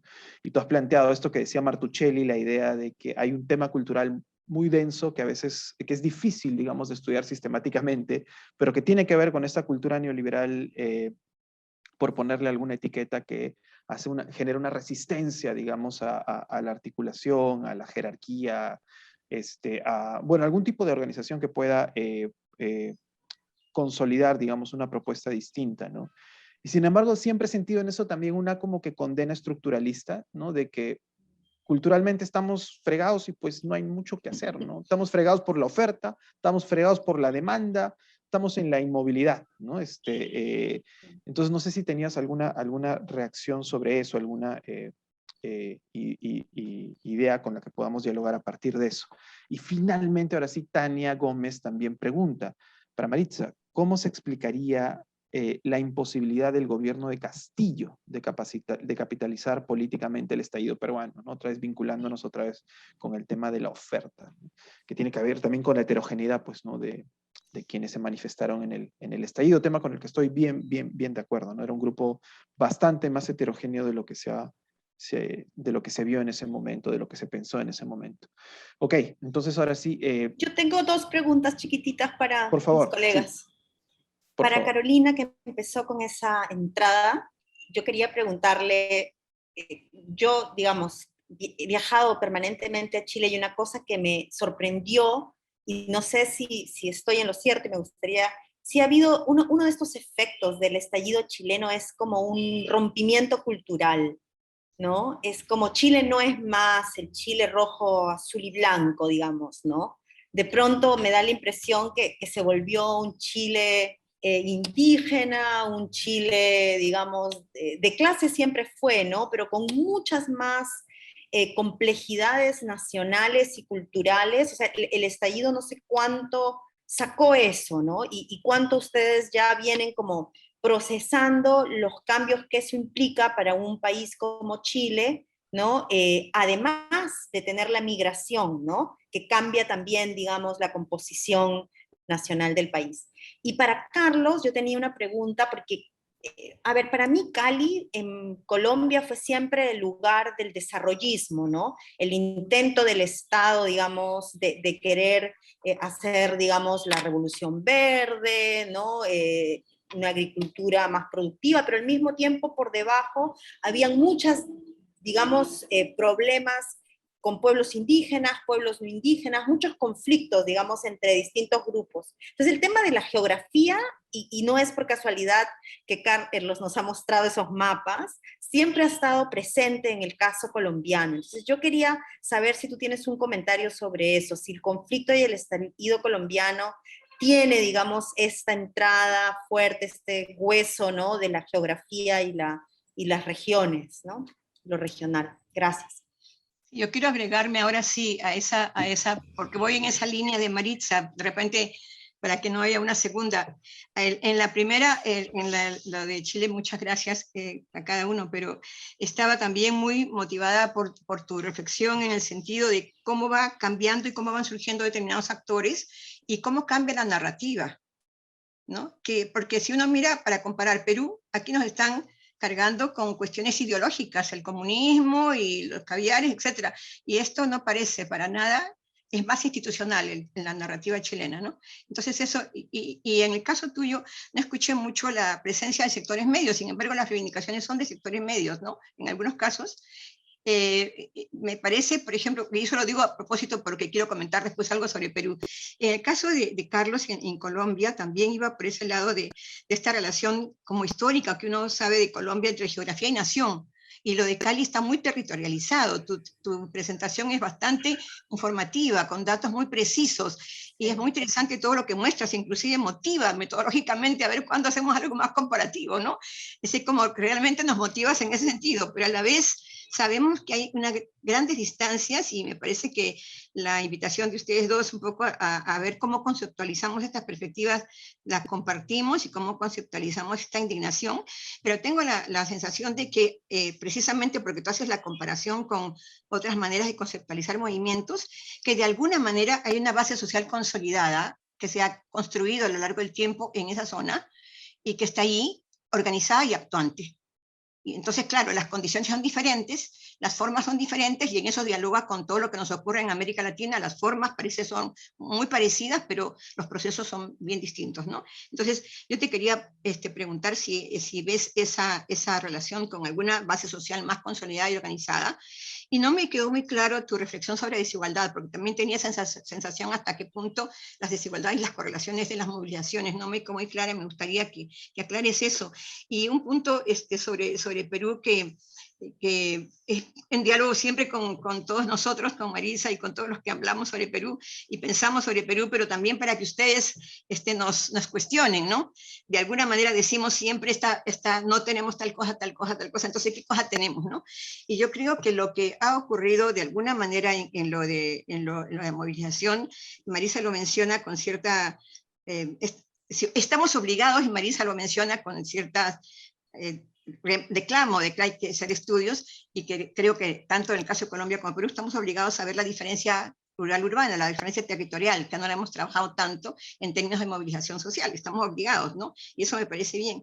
Pero creo que hay una cosa pequeña, muy distinta de Chile, pero a la vez dialogando con Chile, que es que de alguna manera los jóvenes que protestan a nivel urbano son los aspiracionales de sectores medios. No, claro, no hay un estudio concreto, pero podemos decir eso, son sectores aspiracionales de las ciudades, aspiraciones de sectores medios que son muy pequeñitos y tienen un impulso institucional que aspira a una salida de la política de centro, digamos así. Y esa política de centro se diluye en el Perú, se diluyó por completo. Por ahora, vamos a ver si reaparece. Entonces, solamente lo coloco para provocar de alguna manera el diálogo. No hay estudios concretos que puedan respaldar lo que estoy diciendo, pero creo que la información que tenemos va por ese lado, y por eso es que estamos diciendo dónde están, ya se fueron por otra votación política, pero el impulso era cívico, no era ideológico necesariamente, ¿no? Entonces, eso nomás quería colocar. Gracias. Gracias de nuevo. Gracias. Muchas gracias, Narda. Carolina. Entonces tenemos ahora tenemos la sala hasta las 6 máximo, así que les pediría a nuestros ponentes que por supuesto no pueden responder todo lo que les hemos dicho en 5 minutos, pero que elijan estratégicamente, ¿no?, qué responder dentro de estos 5 minutos, ¿no?, que cada uno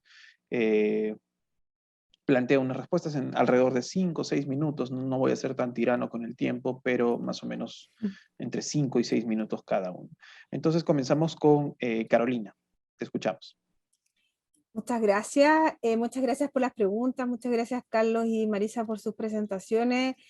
De alguna forma muestran las diferencias que hay con el caso chileno, y quisiera abordar algunos aspectos sin dar una respuesta concluyente, pero creo que son las preguntas, como las grandes preguntas que están detrás de estos procesos de movilización. Como dice Marisa, los estallidos refieren justamente a procesos en los que hay bajo nivel de politización, incluso en el caso chileno,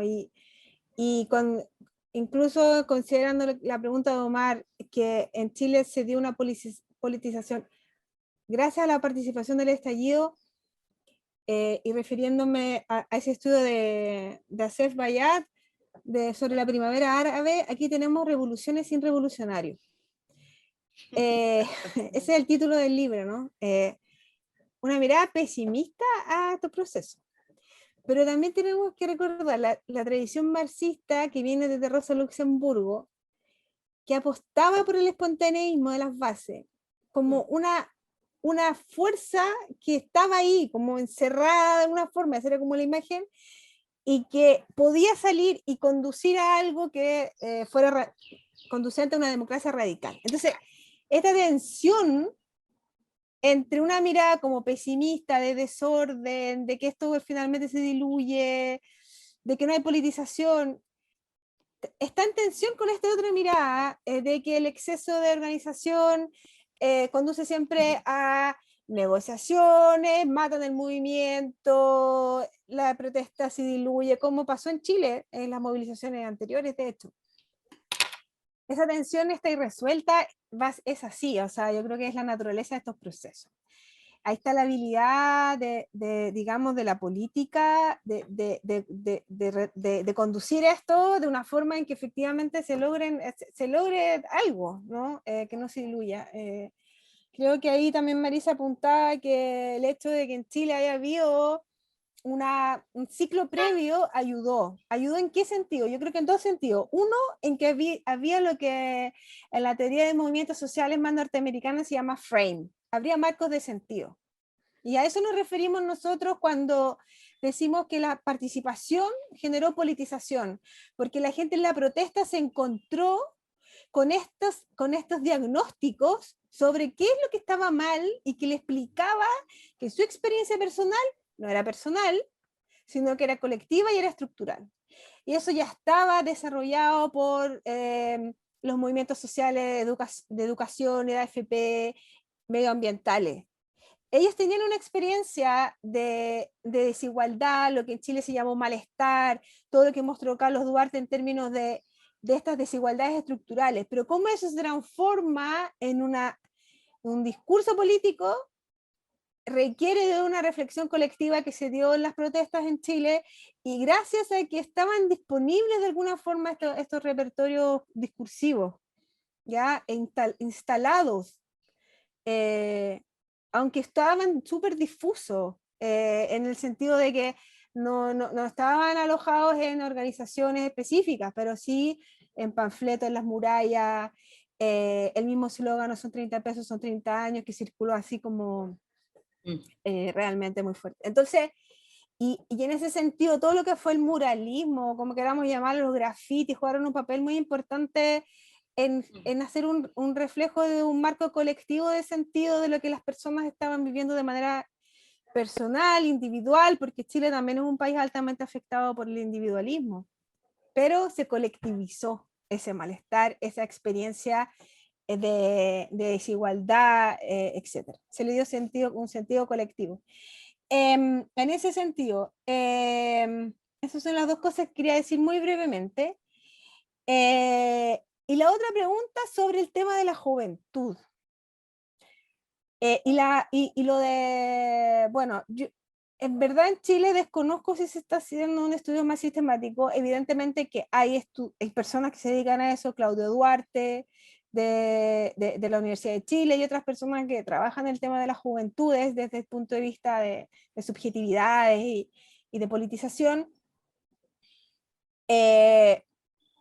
Pero yo creo que desde mi perspectiva hay que distinguir entre juventud, estudiantes como un sujeto más como alojado en un espacio donde se politizan por estar todos juntos, estudian en la universidad, etcétera, etcétera, y un fenómeno que es propiamente de la dinámica de las generaciones, que también impacta, porque en el caso de Chile fue muy importante también este cambio generacional de jóvenes que nacieron en democracia.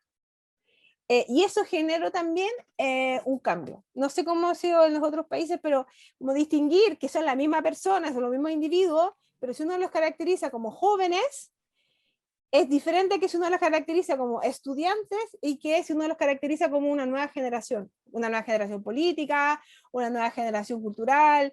Y ahí va un poco lo que pregunta Marisa sobre estos cambios culturales que lamentablemente no puedo abordar, yo creo, no sé cuántos minutos me quedan, pero creo que está alojado en esta nueva generación ese cambio cultural, evidentemente. O sea, es algo que nosotros ahora haciendo clases en la universidad ya tenemos que hablar de les estudiantes, de los chiques, no los chicos y las chicas, o sea, nosotros tuvimos que incorporar el lenguaje inclusivo así, 1, 2, 3, vamos hablando, vamos escribiendo así, y que los estudiantes nos exigen y nosotros lo hacemos, que nos fijemos bien si son de identidades no binarias y que los tratemos de esa forma en los correos y cuando estamos en el aula, etc. Entonces, los estudiantes, o sea, esa generación realmente ha desafiado y ha promovido un cambio cultural, por lo menos en términos de género, fundamental. Y con respecto a lo que preguntaba Narda sobre lo aspiracional, mira, hay un estudio de Brunner, que quizás no es de la simpatía de todos ustedes, pero que hace un análisis muy interesante sobre la relación entre el acceso masivo a la educación superior en Chile y la frustración que eso produce como causa del estallido. Porque finalmente en Chile se produce, gracias a al mercado de universidades, una masificación enorme del acceso a la universidad. Pero eso genera, finalmente, igualmente las universidades siguen segregadas y siguen estratificadas y siguen finalmente siendo un reproductor de la desigualdad social. Entonces yo no diría que los jóvenes que salen a protestar son aspiracionales, sino que es una generación que vio frustrado la promesa de movilidad social a través de la educación. Y que no es solamente la joven, es la familia completa que se endeudó para poder pagar esa educación. Te recomiendo ese estudio de José Joaquín Brunner, que es muy completo, tiene muchos datos y es muy interesante. Ahí me quedo. Muchas gracias, Carolina. Gracias por tu participación. Carlos, te escuchamos. Vale, no, pues de nuevo uno se queda sin preguntar lo que escucha de los otros casos o sin responder lo que le preguntaron a uno. Pero bueno, voy a tratar de responder algunas cosas. De nuevo, tómenlo como una respuesta muy caricaturesca a preguntas que son muy, muy difíciles, ¿no? Pero, a ver, preguntaban un poco cuál es la relación o la correlación entre desigualdad y movilización, ¿no? Y bueno, yo creo que todos sabemos que, como lo decían, aunque Perú y Chile tuvieran unas, digamos, todas una construcción muy favorable a hacer casos exitosos en términos económicos, etcétera, pues todos sabíamos que una cosa es medir el PIB y otra cosa es mirar la desigualdad, ¿no? O sea, digamos, el acceso o la redistribución de la ganancia, ¿no? Entonces, son países, la mayoría de los de América Latina, que pueden moverse el PIB, pero, digamos, la desigualdad crece y la concentración del ingreso es cada vez más profunda.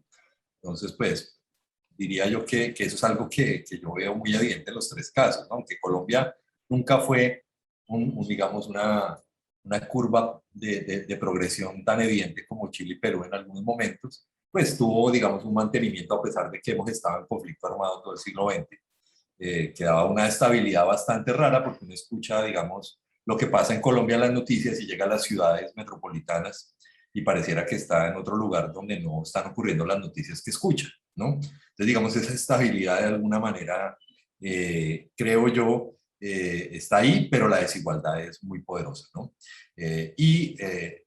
Lo que muestran las estadísticas digamos, del Departamento de Estadística Nacional, ¿no? Que no son, digamos, particulares, sino las que hace aquí el DANE, muestran que ese año de cuarentena en pandemia, para casos como las ciudades principales, Bogotá y Cali, fue muy, muy, digamos, evidente el número de personas que entraron en pobreza extrema y pobreza monetaria, ¿no? Casi la mitad de las personas en el caso caleño. Entonces, pues hay una relación en eso.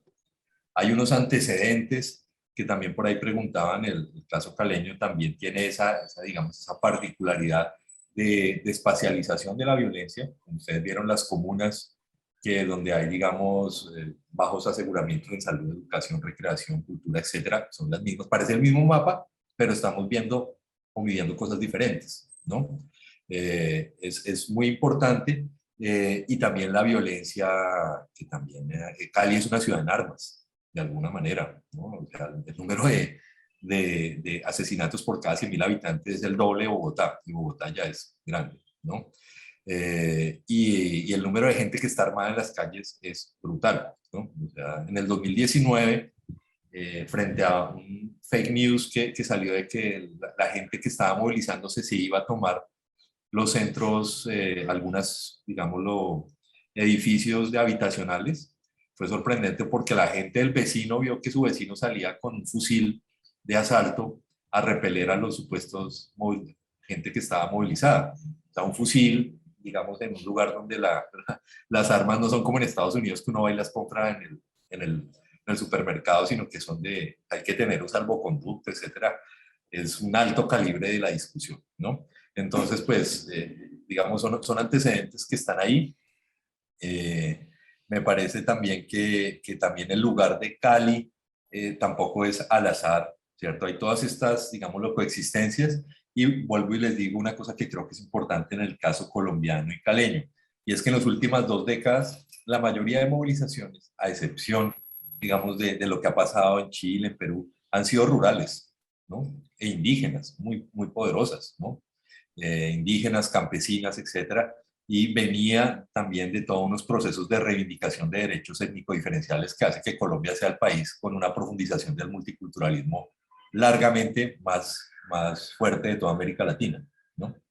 Entonces Cali queda al lado del Cauca, y de hecho muchas protestas del Cauca primero llegan a Cali y después van a Bogotá. Entonces ahí, digamos, un lugar especial de Cali, también de presencia afrocolombiana, indígena. Estos mismos mapas que yo les mostré, hubo otros 2 colegas que lo hicieron con presencia, digámoslo, de autoidentificación de población negra, porque Cali es la ciudad del país con mayor porcentaje de población negra afrocolombiana del país. Y de nuevo, ahí, además de espacialización de la desigualdad, hay una racialización de la desigualdad. O sea, que esas mismas comunas es donde hay un mayor porcentaje de población afrocolombiana de la ciudad, ¿no? Entonces, y uno podría decir que, si bien yo lo enlazo con otro tipo de movilizaciones de sus repertorios, ¿cierto? Sus repertorios como de los chalecos amarillos, etcétera, Chile y Perú, que por lo que les escucho un poco también hay como una clase media que se moviliza, ¿no? Jóvenes. En el caso colombiano, sobre todo en Bogotá y Cali, son jóvenes también, pero son de los estratos muy populares. O sea, como ustedes vieron en los mapas que están ahí, y eso hace que el nivel también de jóvenes que les decían, no, venga, no se movilicen, dialoguemos, y decían, pero ¿qué vamos a dialogar si es que yo estoy comiendo 3 veces al día porque estoy en la movilización? Bueno, digamos, hay un nivel de precariedad y de gente que está dispuesta a ir o sea, digamos, el nivel de confrontación en esos 3 meses fue muy grande, ¿no? No solamente confrontación, digámoslo, de las primeras líneas que estamos acostumbrados, digamos, en el contexto latinoamericano, sino hagan de cuenta como una especie de comando vermelho, pues, en movilización. O sea, iba a la primera línea de frente, pero en la retaguardia había gente que estaba también, digamos, con otro tipo de calibres de respuesta, ¿no? Entonces, ese tipo de contextos que es muy colombiano, digamos, un país que quiso salir del conflicto armado en el proceso de paz de La Habana con las FARC, pero que, digamos, la inactividad y, digamos, un poco el desencantamiento con lo que fue el referendo por la paz que se perdió, ¿no? Y con la elección digamos, un sector político que estaba claramente en contra de los acuerdos de paz, ha hecho que los actores armados en el país se reactiven. Y lo que estamos viendo es digamos, una reinvención de la guerra mucho menos politizada, mucho más práctica y mucho más feroz. Ustedes ven los niveles de letalidad frente a los líderes sociales de Colombia, estamos como en Oriente Medio, o sea, una cosa muy fuerte, ¿no? Entonces son, digamos, unas particularidades, hay cosas que obviamente nos permiten dialogar en el contexto latinoamericano, que yo creo que es la desigualdad, el papel de los jóvenes, el descreimiento de las estructuras verticales de la misma izquierda tradicional, ¿no? Pero pues en el caso colombiano esta cuestión de violencia armada es muy evidente, ¿cierto? Y también creo yo, como ustedes mismos lo mencionaban, que tienen digamos, toda la razón, la regionalización del país, ¿no? O sea, Colombia, a diferencia de los otros países latinoamericanos que casi uno los divide en 3, de alguna manera, los que tienen selva, Andes, costa. Es una estructura muy particular. Algunos no tienen selva, pero tienen costa y montaña, ¿no? En Colombia eso no existe, pues.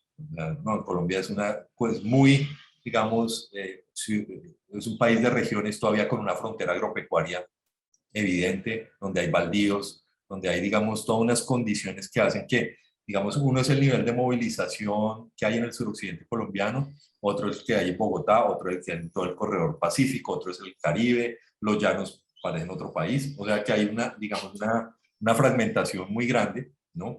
Y una respuesta, digámoslo, en ese ejercicio, ¿no? Y que tienen que ver mucho con la territorialización. Por eso creo yo que en el contexto colombiano cada vez más estamos utilizando, digamos, herramientas de análisis espacial de los datos, porque de alguna manera nos permiten ver esas diversidades y esos traslapes de, digamos, de muchas cosas en una misma espacialidad.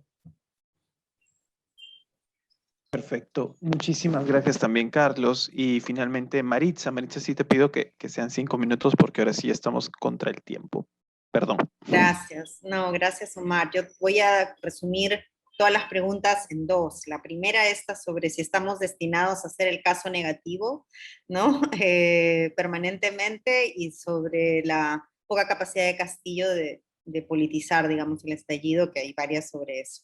Sobre la primera, no, claramente, pero yo creo que la tenemos más difícil, ¿no? Y la tenemos difícil, yo creo, personalmente, por dos cosas que seguramente hay más, pero que a mí me saltan mucho al análisis, ¿no? Yo creo que a diferencia, por ejemplo, creo que de Chile y de Argentina, hay una historia del rol del Estado y de la política que tiene más peso. En el caso de Chile, tal vez muy institucionalista, alejada muchas veces de la ciudadanía, digamos, pero el Estado chileno, ¿no? Para bien o para mal, y la política chilena, para bien o para mal, ha tenido una presencia muy fuerte y es parte, digamos, del imaginario de sus ciudadanos. Y en el caso argentino también, por ejemplo, será clientelista y con todo, pero esa, como dice Aullero, esa es la política de los pobres, ¿no? Entonces, yo creo que en el caso peruano, más bien, y en eso estoy de acuerdo con Martuchelli, el Estado ha fracasado en el imaginario, ¿no? Y los partidos políticos también. No hay una memoria de que esa es una salida, y más bien el mercado ha ganado mucho camino. Y lo otro es que yo creo que hay una división, y voy a robarme ahí lo que planteaba Carolina sobre esta idea de los marcos de sentido, pero creo que hay una división territorial, racial, rural-urbano, en el caso peruano, en donde necesitaríamos, digamos, una izquierda que siempre apela al sur andino, digamos, al mundo más territorial, fuera de Lima. Necesitaríamos una izquierda que responda a las aspiraciones más de mercado de los jóvenes limeños, ¿no? Y esa izquierda no la vemos por ningún lado. O sea, una izquierda que realmente no tenga solamente consignas, digamos, que son típicas de la izquierda más tradicional, sino que pueda, digamos, responder a las aspiraciones que claramente vemos ahí en ese cambio de la Constitución y la discusión sobre el modelo, en que los jóvenes siguen creyendo, ¿no es cierto?, que este modelo debería ser transformado, pero no completamente cambiado, y que en el fondo, ¿no?, son hijos de la migración, hijos de la capacidad de sus padres de haber construido en un país libre, ¿no?, libertario. Hay mucho de eso en el Perú. Yo creo personalmente que el Perú es un país profundamente conservador, sobre todo en Lima, y creo que los jóvenes, la mayoría de los jóvenes, tienen algo de ese conservadurismo, aunque salgan a protestar en el estallido también. Y creo que habría que estudiar más de eso. Sobre lo de Castillo, yo creo que ahí es bonito lo que plantea Carolina, porque yo creo que Castillo logra sí, no capitaliza, no estaba además interesado en ese momento, no tenía en sus ojos la capitalización del estallido, pero capitaliza los pequeños estallidos que han tenido en el Perú presencia en los últimos 20 años, todos los conflictos socioambientales, mineros, ¿no? Porque el primer marco de referencia, ese marco de sentido, como dice Carolina, existía en los pueblos del interior del país, ¿no? No más pobres en un país rico. Alude, digamos, a la riqueza natural del Perú y a los conflictos que han tenido, digamos, a cabo en el Perú durante los últimos 20 años. El Perú es el país con más conflictividad en América Latina, de ese tipo, digamos, de conflictos pequeños. Y muchos de esos conflictos, la mayor parte, entre el 60 y el 70%, están relacionados a conflictos ambientales, o de recursos naturales o sociales alrededor de rentas de recursos naturales. Entonces, Castillo sí capitaliza ese marco de sentido que se formó y que se enmarcó, digamos, en esa zona. Y por eso, digamos, ganó con esa votación, pero no muy complicado, digamos, con la posición del partido con el que él venía, digamos, que pueda capitalizar una Lima mucho más diversa, con una, como dice Narda, con jóvenes que tienen aspiraciones, ¿no? De otro tipo. Gracias. Muchas gracias, Maritza, perdón por haber sido más tirano contigo con el tiempo. No te preocupes, muchas estamos gracias. en la casa. Sí, muchas gracias a todos, a todas por su participación. Esta es una, en verdad es una de estos eventos y una de estas reuniones donde uno le da más cólera, digamos, estar en este nuevo mundo de virtualidad, ¿no? Normalmente de aquí estaríamos yendo a comer y a tomar unos pisco sours y a seguir conversando sobre estos temas. Lamentablemente ahora ya no es posible, ¿no? Pero bueno, gracias por sus presentaciones. Con el JICO vamos a tener un video de esto que lo vamos a colgar en la página del YouTube de JICO, y además vamos a sacar también un reporte, ¿no? Con algún resumen o citas de sus intervenciones que estaremos divulgando probablemente en un par de semanas. ¿Ok? Ya estaremos en contacto con ustedes y esténse atentos quienes están viendo esta transmisión con otros trabajos de JICO que vamos a seguir haciendo eventos en lo poco que resta del año. Muchas gracias con todas, con todos y buenas tardes. Gracias. Gracias, mucho gusto. Gracias. Muchas gracias, muy interesante. Gracias a ustedes.